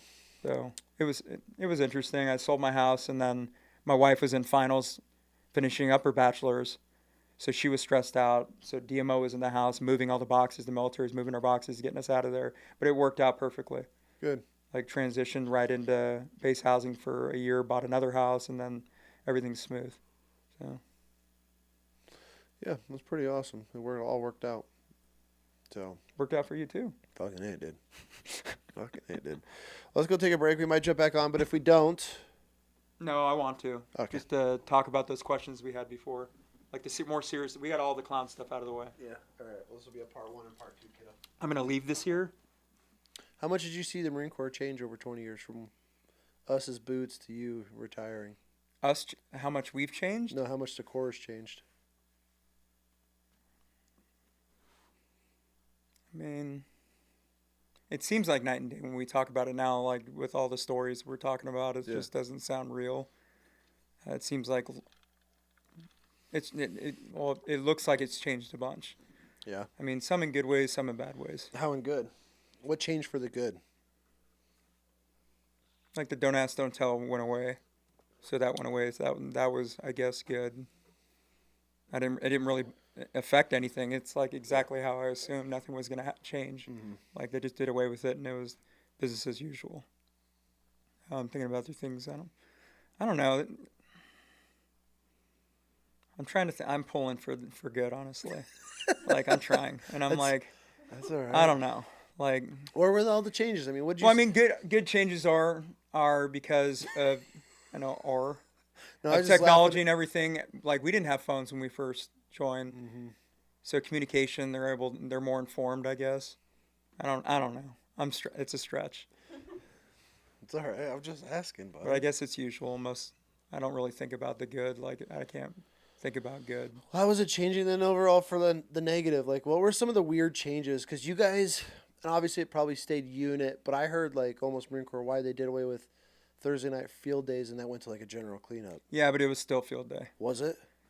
Not our field day, but a real field day. Yeah.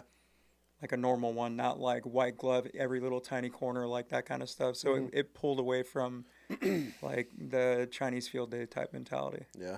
It was just taboo for a little bit, but there was I don't remember anything about like us saying that, because every time they said, "Hey, it's field day today," I'm like, "No, it isn't. It's general cleanup day, right?" And then my staff and COs that were hired me would be like, "Well, it's pretty much field day, business as usual." I'm like, "Okay," and that was how it was with everybody. Did the higher you get, because you graduated, you retired as a sergeant major? Master sergeant. Master sergeant. God, it's a long time, dude. Sorry, Master sergeant. The higher you made it, did it feel more civilianized? Did you feel more pulled away, and it was just more of a job? Oh yeah. Yeah. Well, pulled away how? Like you're not in it anymore. You're not dealing with. I mean, you're dealing with, as a master sergeant. I mean, you're still dealing with bullshit, troops and staff. No, but like, no. But this is what I'm saying. As you picked up that, did that kind of go away, and it just felt more of a job instead of like when we were younger? I was more stressed out as a gunny than I was a master sergeant, only because I was only a master sergeant in the academy. I didn't go to the fleet as a master sergeant because I retired. Like I retired as soon as I could for my own reasons, and so I can't really speak on like at that level. But as a gunny, like I was stressed out. Like it sucks. Yeah. But it's also cool. But I was in a different position before I took over or went over to be a faculty advisor. Like I told you, we had gaps filled. Like I had to be a first sergeant, ops chief, log chief, and then slowly we never got the first sergeant because after our first sergeant left, he left for a long time. Yeah. And then the new master sergeant got in. He wanted 30 days to watch me do it, and I'm like, bro. And I'm doing like multiple things. It was a stressor. So once I got to the academy, it was like a release. Yeah. I didn't have to worry about it. Was it lonelier as it gets to the top? Oh, definitely. Yeah. Yeah. What if you can go back through and do it again? What rank would you like to stay at? What rank was the most fun for you or enjoyable for you? Most fun? I mean, honestly, everybody says sergeant, all like that. I like being a troop. It was so much fun. Because if you think about it, now that I was a master sergeant, I'm like, it makes sense why I liked it. I liked it because I like to clown around a lot. I like to joke. Like, you didn't have a lot of responsibility as a troop. Like, make sure you're at work on time and you get a haircut and do your job. Cool. You didn't have to get all the phone calls. Yeah. other than recall, get to the barracks. Other than that, like, A lot of that shit came when you get up to the gunny and above. well, I was a platoon sergeant as a staff sergeant, and then at Oki, I did my Oki deployment. That people don't like it called that, but it How was is. that? I heard Okinawa was just A lot of people like it. I'm not a big fan. no. You're just No. stuck there. Yeah, I mean, Schwab is not a good. It's 3 miles around. What's Schwab? Camp Schwab on Okinawa. Okay. It's where all the trackers go, and it wasn't enjoyable. I mean, there was the NCO club right there, and I mean, I guess there used to be a lot. It used to be a lot funner because they had like beach bars, like way back in the day before me. Yeah. But of course, Marines always ruin everything. So that's what we do. We party too hard, and somebody probably died or got hurt, and water activities with drinking, and then Something stupid. and then it's like 15 briefs later. Oh God. Here's a good question I like to ask guys that have teenage kids or sons. How would you take it if your son wanted to join the military right now? Well, Let's we say, can't. well, let's just say he came to you, and You do ask this to people because I've seen you ask them. how would it feel if your son was like, "Dad, I'm going to be a Marine"?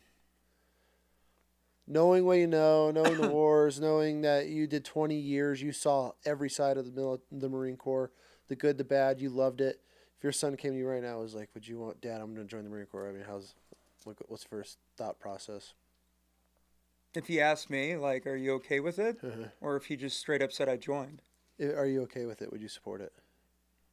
I'd have to ask further questions. Like, I need to know if you really want it. Like, Yeah. and you know this, we suffered a lot our first couple of years. Like, if we didn't have the camaraderie and joking around and making fun of it, like, and especially in our MOS, like, tracks was not fun when you were a troop. Like, it was miserable at times, Yeah. but that misery turned into having a good time. But like my own kid, I mean, I'd support anything he wants to do, honestly, and Yeah. it's not my life. Yep. So if he was truly like, even if my daughter, she's like, no, I'm gonna be a Marine, I want to be one. You're not gonna persuade them from doing something and they're Yeah. not gonna want to do. So, Yep.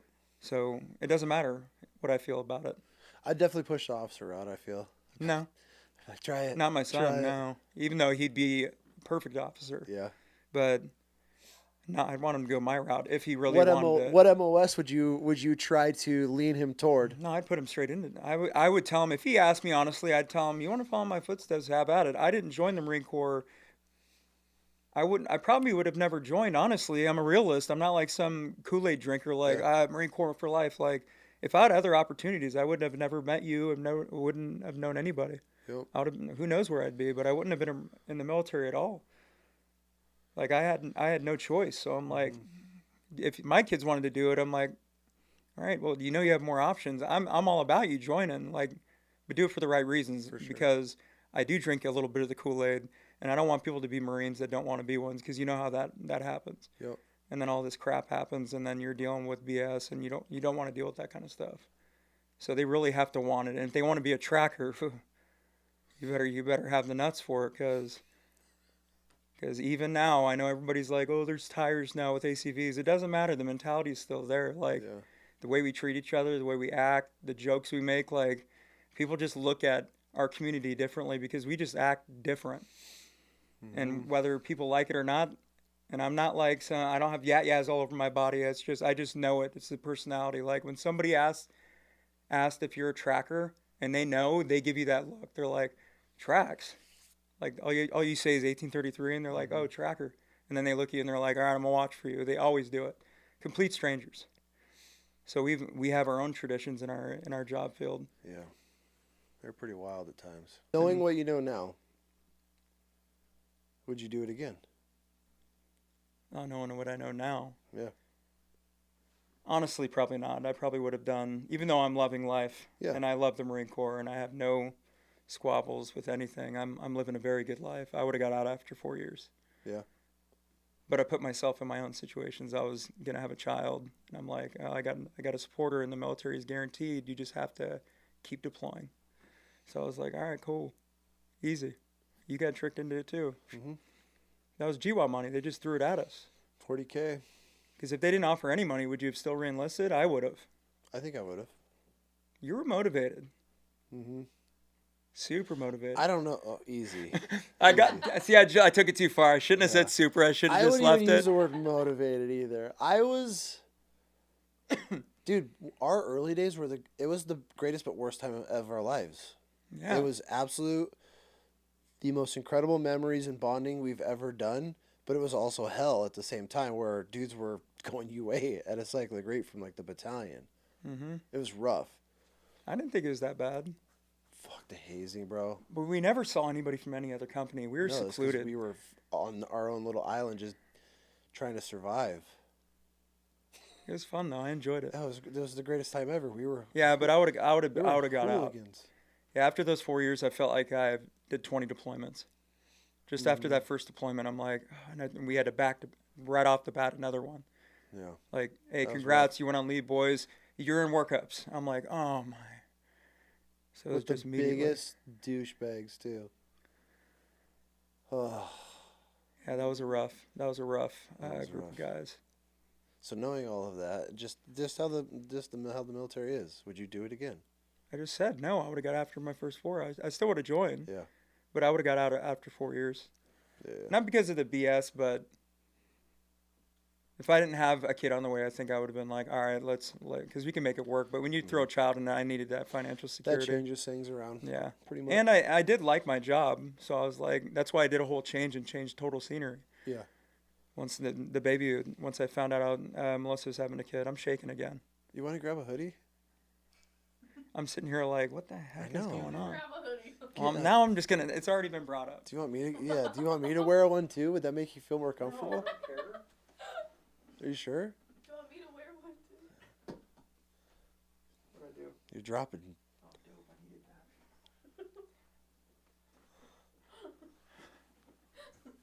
that. Okay, here we go. Come on. I'm gonna close the window. Jeez, you guys aren't cold? No, you are? we're acclimatized. This is miserable. Oh my god, there we go. It was open?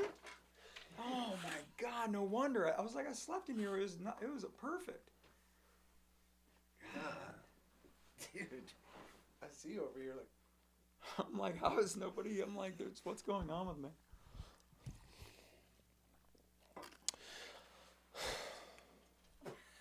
Oh, my bad. I'm proud of you, dude. I'm proud of you. Look at this. Look at us. From flight deck time to, we just did that was over flight deck 3 hour time. flight deck time, yeah. I felt good. And your daughter got to witness that. That was felt good. what bonded us originally. That's what we did. We did that that whole episode is what we did every We single did it in night. the dark, and it sounds kind of gay, I know. And we're going to get roasted for it, but whatever. I don't care. And we were consistent. We'd look at the stars and just relax and just talk about life. Every night on ship, we had nothing to do. We didn't have phones. We didn't have internet. We didn't have games. We had one little TV that the whole entire berthing shared. And so we'd go up to the flight deck, and there was a catwalk right under the flight deck. And we'd go out to the very end of the ship, and we'd just sit down and bullshit. Dude, the stars were the most amazing. I tell my kids all the time about it.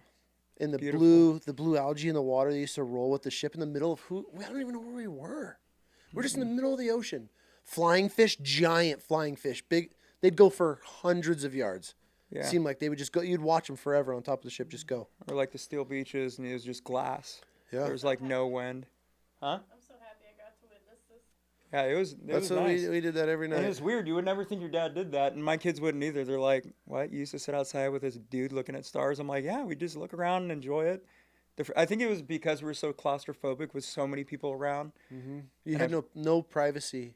No. That's one of the biggest downfalls of being on ship is zero privacy. Even when you're shitting, the bathrooms were never empty. In 29 Palms. Huh. There's no walls. You remember that? My God, dude. The bathrooms or the toilet seats are like this far apart. Yeah. So you're almost thigh to thigh, and it's You like, literally, oh, no. you literally had this. If there was another dude, you had to sit like this. The toilets were so close together, and there's no walls, and so you would be rubbing like thighs and elbows.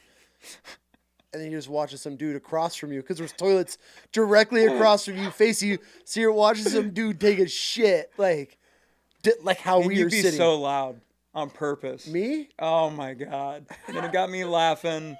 And then everybody, it was just, it's disgusting. we were filthy, but it's funny stuff like that. I'm like, bro. oh my god, man, that's and I my kids are just like, wait, what? And I'm like, I remember yeah, Egypt. We were in the middle of nowhere, Egypt. Bumfuck Egypt. This dude and I can say we have been to bumfuck Egypt. Horrible place. Do not recommend anybody living there or being there. Fuck, what was I gonna say? Oh, the toilets there. Those ones we had under that cami netting, you'd sit back to back with a dude as you're taking shit, and the flies were so bad, they'd be coming out of that hole, and Oh, they would God. land on your mouth. You had to shit as fast as you could with your mouth closed because the flies were so bad. You'd sit out on the toilet, and this black cloud would come out of this box, and they would just be. It was horrible. You know exactly what I'm talking about. And there'd be a dude swatting flies with his back against you, shit at the same time. That is why I drive all fucking night. I don't care where I am. That is some shit I picked up from the military. I will shit in my own toilet. I will shit in my own. I will do whatever I have to do to shit on my own toilet seat in the comfort of my home. That is how bad the military fucked me up for pooping in like public yeah, places. I have a bathroom phobia. I don't like touching bathroom door handles. Disgusting to me. Like I have to do an elbow or a foot, and if it has a knob, I'm like, I can't go here. I'll straight up walk away. Yeah. And then I hear horror stories like on internet's wild, man. Like I seen this post like watch toilet paper ladies because they put needles in the side of the toilet paper, and I'm like, oh my god, I'm already terrified of toilet seats to begin with, and bathroom door handles. I was like, and the fact that every dude I've ever seen taking a number 2 in any bathroom never washes their hands when they walk out, and I'm like, oh.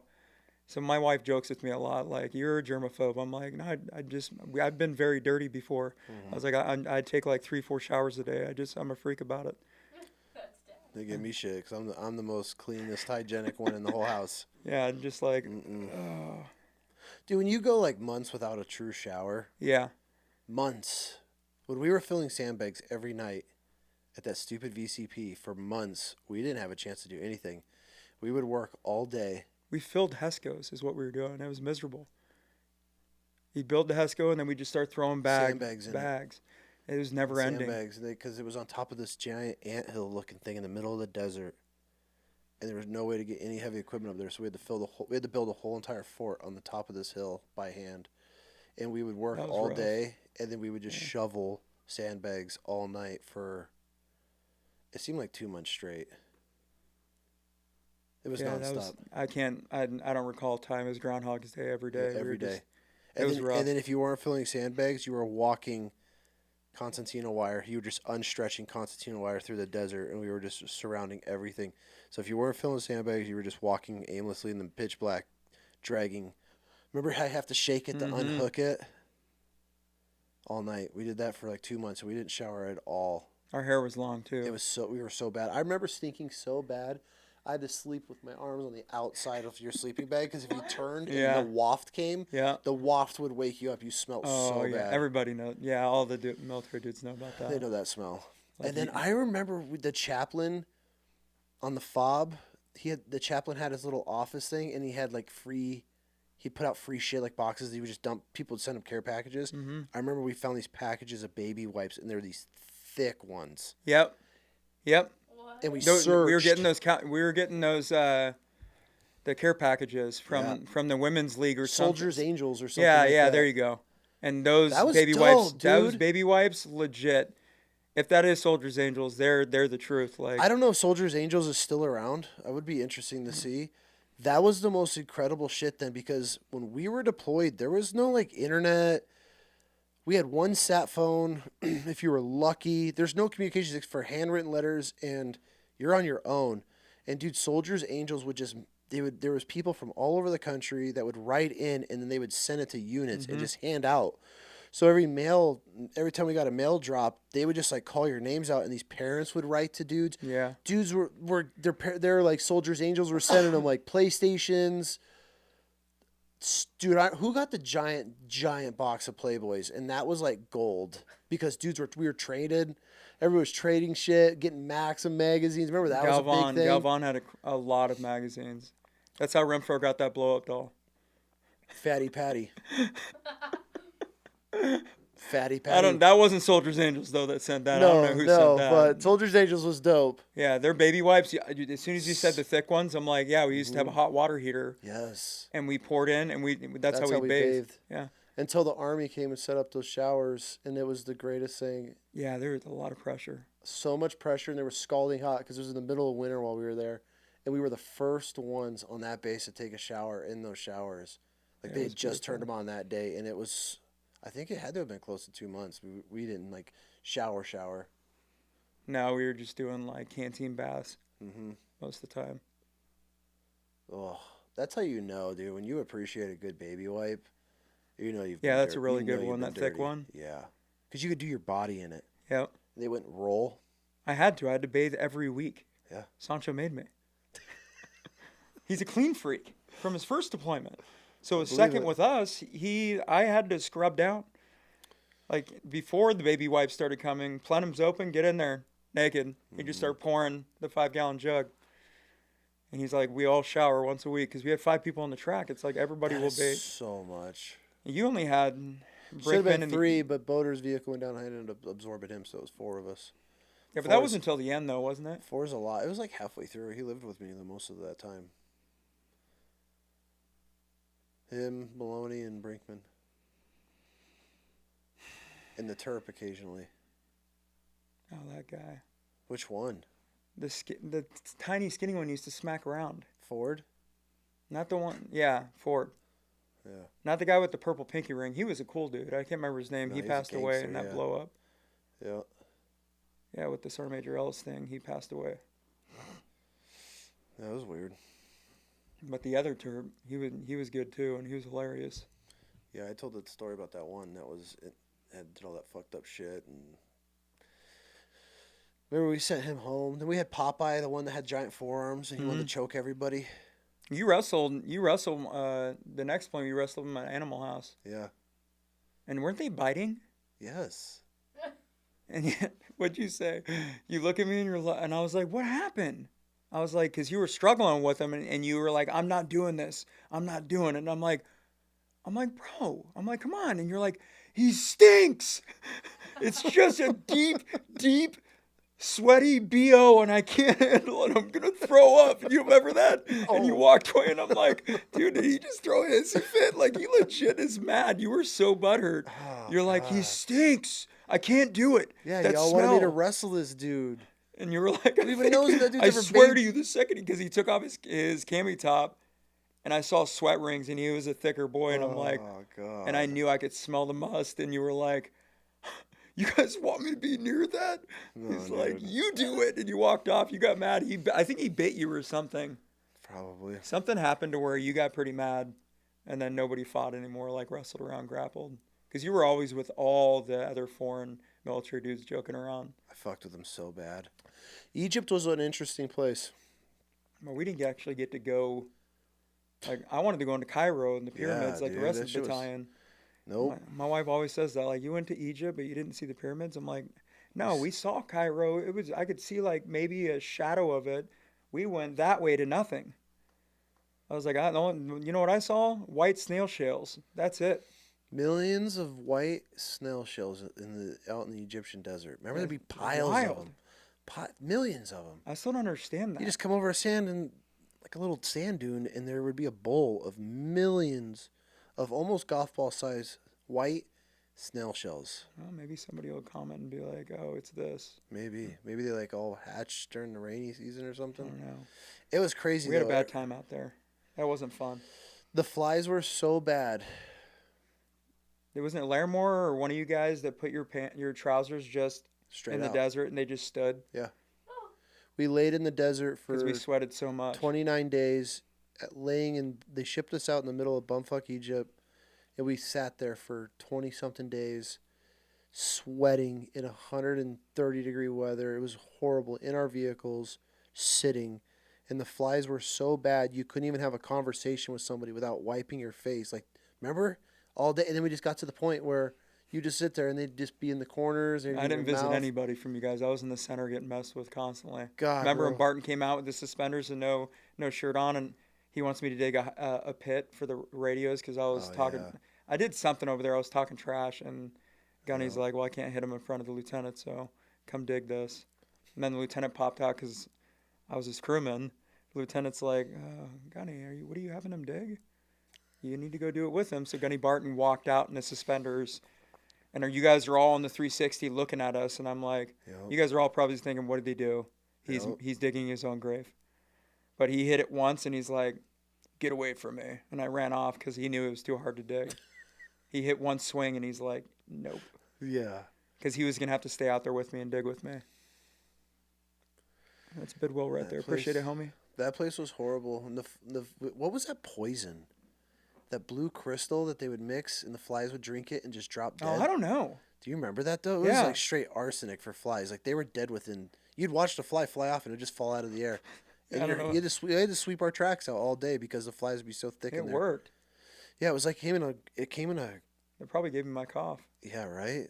Dude, that's the type of shit we were living in. Like, this blue crystal we mix in water. It would spill. You're laying in it. Like MRE after mixing this shit. Well, even the stirring the poop stuff, like, we all had to do it. I don't know if you ever had to do it. You probably got out of it. I was the shitty NCO. I burned shit. What do you mean? I was always burning shit. We had to burn shit with the lionesses. We had to put theirs on top of it and boil it. You don't remember that? I don't remember you doing it because I didn't do it the second deployment. I refused. I did. I was always in trouble. I was never in trouble. I stayed real quiet. No. Third section was hated already, so I kept a low profile. Yeah, you guys took a lot of heat off of me. Your whole section did. Remember you guys drug the boat through the city? Bro. You guys drug a boat. We got lost. Yeah, I remember standing on post that day. I fell asleep driving in 29 in Pendleton through like the sandy tree areas, and I fell asleep. And my section leader is the crew chief. He's a staff sergeant. I'm just a corporal. I fall asleep because it's 2 a.m, and then I wake up and go, where is everybody? I'm the rear vehicle, the last one. And I'm like, oh no. And I'm not the last one because headquarters is behind us. So Dylan's like, what's going on? And I'm like, oh, my radio works. Because I just closed my eyes for a second. No, it was 20 minutes. Oh my Madden God. came back and got me. He wasn't happy with me. He wasn't happy with Arbuckle. Sorry, buddy. That was all me. Was Arbuckle sleeping? Yeah. Went over the intercom and I'm like, staff sergeant, what, Chucky? And I'm like, I'm lost. Huh? What you mean? And he got mad. And I'm like, because he didn't know where we were. Yeah, and I was like, we're at halt. And I put my head down. I'm sorry. He's like, oh, you're mine. And he just got super mad. What did he used to say? I got more games than Milton Bradley. Yeah. I got more games than Milton Bradley, bitch. Like, you remember him? Yeah. You remember him? Come here, Juice. Like, come here, Chucky. He always called me Chucky. I love that dude. Chucky. He was a nice guy. You want to fuck with me? You want to fuck with me? He used to say that shit. You never got into it with him, though, did you? I didn't. You only know this because him and Billin went back and forth. Yeah. They butted heads nonstop. And he knew Bill and I were oil and water, so he didn't mess with me too much. But yeah, he would fucking, come here, bitch. I'd be like, I got your bitch. He'd be like, what? I'd be like, nothing. Nothing. That's what I used to say to him every time. Come here, bitch. I got your bitch. What? I'm like, nothing. You used to always say that. I got your bitch. And you wouldn't do it as loud. But you do it just enough to where they were like, what? And you were like, nothing. And you just move on. You're the only one ballsy enough to do that. Come here, bitch. I got your bitch. What? Like, nothing. That's all. Roger that. Every time I look, he was so little too, man. But he was yoked. Yeah. He was a he yoked was little juiced, guy. bro. There's no way he wasn't juiced out of his mind. I don't know anything about that. I got more games than Milton Bradley, bitch. Okay. That's so much cursing, man. God. Is it? Were we doing a lot of cursing? My bad.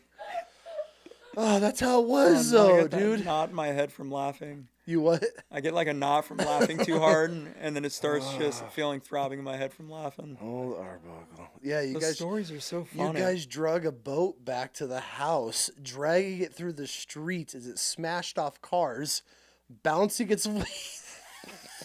And he's the staff sergeant, bro. I didn't remember make them this going, up. they drug a what? And I was in the COC that day, and they were like, yeah, C-section. No, third section, not C section. I didn't drug no boat. You guys drug a boat back behind a Humvee back to the house, and that was parked out back. Oh, 100%. We drug it with the Humvee, yeah. Yes. It wasn't my call. Oh, God. I remember that shit was hilarious. I have no idea. I wasn't a part of that. I have a question. Yeah, kid. What's like each of your like favorite memories with each other? Like one, your top favorite memory. Which one? Like. Him getting thrown out of the club for pulling his pants out was probably. All right. You said it all. All right. That was probably one of the greatest memories. Like, it was hilarious. Mine was the cruise that we went on. That was wild. I remember the sombreros. Yes, that singing event. We cleared out a whole karaoke room. Oh my God, we did. And you kept smacking me with the mic, and I'm like, "What are you doing?" And we're wasted, and we doing a start mic stripping in a family cruise with family people that we don't know there, and they all left, but we didn't know it because it was dark, and we're thinking we're being all sexy for our wives, and it was not. The music turned off. It was Pour Some Sugar on Me, per the usual, or Journey, one of the two. Oh, Journey Always slaps. Yeah. And we walked off stage with our shirts in our hands, and he had a big old sombrero on, and there was nobody there. Yeah, that was embarrassing. Melissa looks right at me like, "You cleared this place out. That was highly inappropriate." I'm like, and I was drunk. We were young. I was like, "Hey, it's fun." It was your idea to take off our shirts and that too. Yeah. You always talk me into that, like, "Oh yeah, strip," and I'm like, Because you would just do it. I never even had to talk you into it. Someone just had to say it, and you would do it. Yeah, that's why I don't drink like that, man. Yeah, no, it's a good thing you don't. None of us. No, you get violent when you drink. I know, that's why I don't. What camera are we looking at? Stanley, if you all are listening or watching. This one? Every episode right here. Stanley.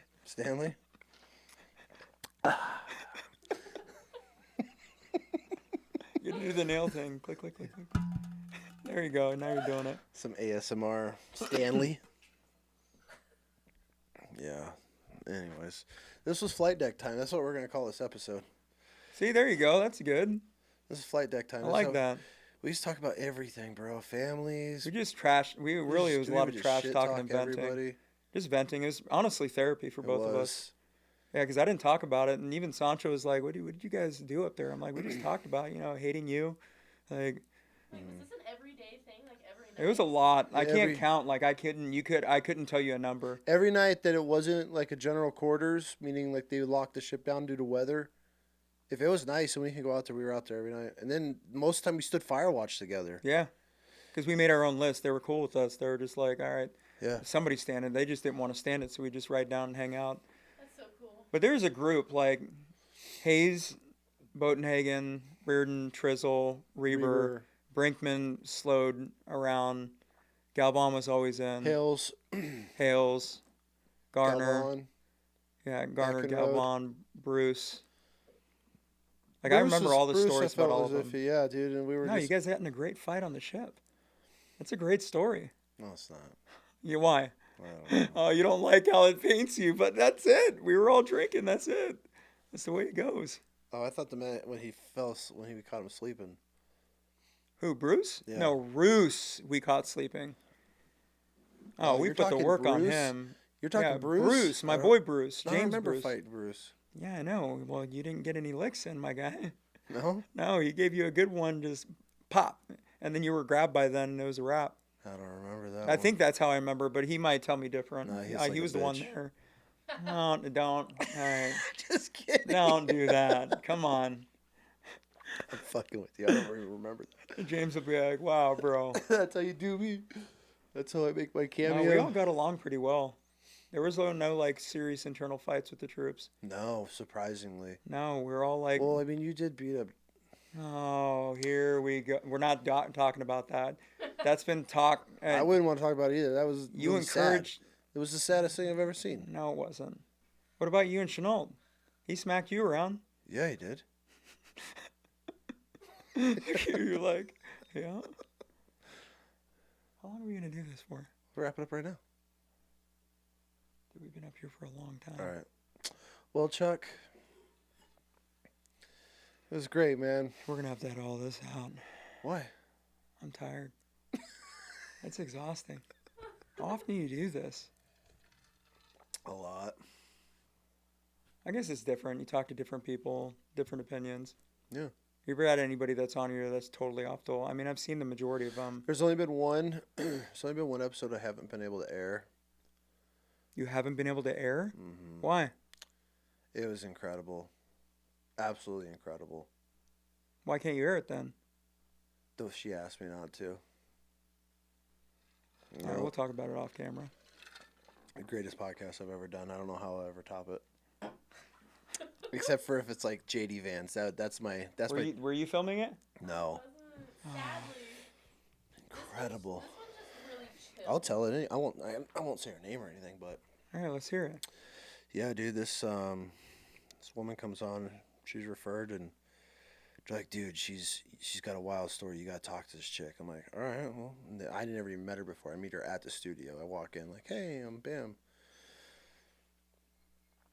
Within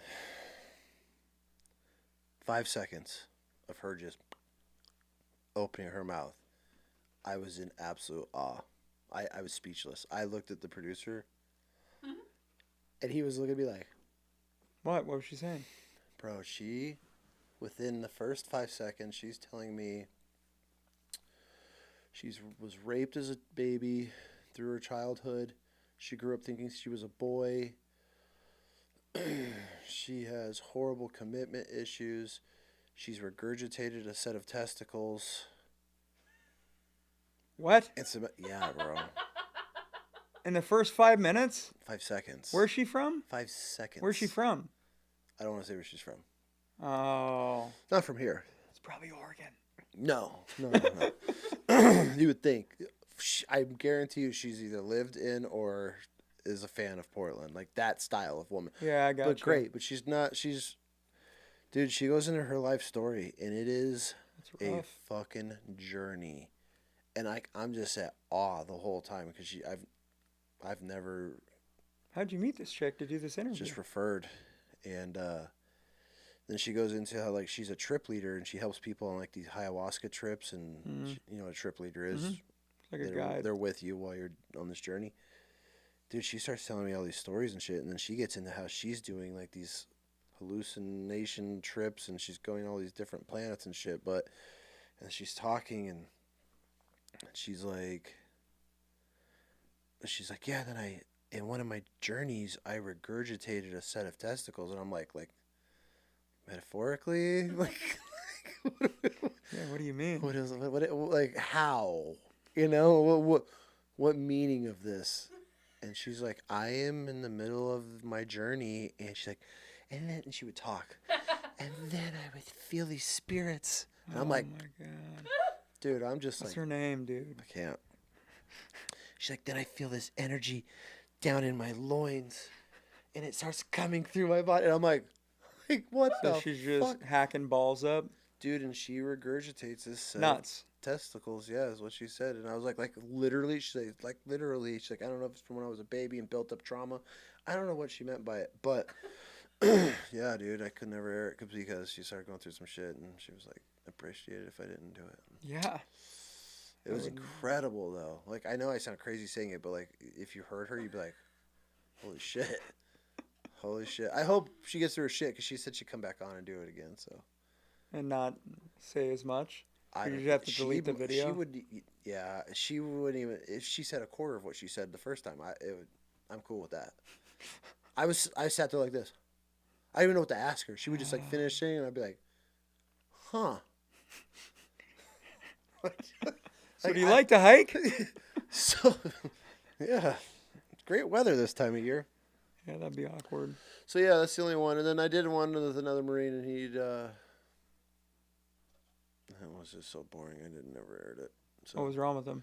Well, we won't even need this one, but yeah, it was just, dude, I had him come on to like talk about a specific thing to help veterans, because he worked for this program, and I wanted him to be able to pitch it and help the community. And dude, he just the whole time, like every question was answered with like, oh, you just gotta get online to www, and he just lifts off the the company name. And not I was tell like, about what they I'm like, do. no, dude, like, what are the secret? Like, how are these dudes able to do this or like get this and work this? And dude, well, you got to get on and just fill out an application. I'm like, anybody knows? So it never really went anywhere. And it's kind of a short one. I was like, there's no point. So, but other than that, man, everything's ripped. Like it is. Most of the people I sit down with are first time meeting them. Yeah, it's weird. You should do it. It's interesting. You should do it. I think with your community and how many vets and stuff you know around there, just do this. Just start it small. Just do audio. No, I'm all about my facial reactions and talking and I am storytelling. too. That's why If I went in, I went all in. Look how much room you need. It's not much. Yeah, I know.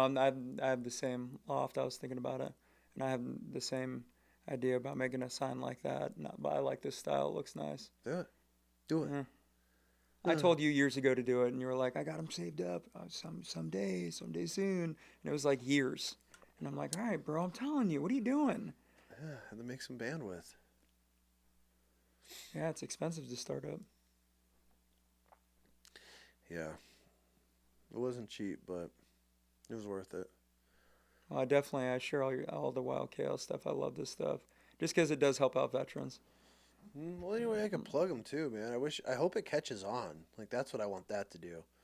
As this platform grows, like I want just cool, rad veteran law enforcement companies to just be like, dude, give us to a guest. I don't want anything. Send me one. I don't care what it is. Like if I could give a plug to a company. Because I know, dude, here in the next couple of years, like, if we stick to this and she's learning the way she is and the way it goes, like, it has to go somewhere. It's not an option. Mm-hmm. All right. Thanks, buddy. It was a pleasure seeing you. I miss you. I'm proud of you. And it's going to be fun to watch you start this new chapter of your life. Yeah, we're going to do a vacation next year. Yeah, we are. Plan them every year. You plan them, we're there. No, I need to know a list of where you guys want to go. We don't give a fuck. No, you do. I'm going to make you guys have passports, don't you? We can get them. Yeah, well, it's next year. I can talk to Melissa and we can start planning something. Because once I plan it for the year, that's it. And I'm just going above and beyond by going next year so she won't harass me. Yeah. We're in. We should do it. We should plan one. And we'll talk about it later. All right. Thanks, dude. Go ahead.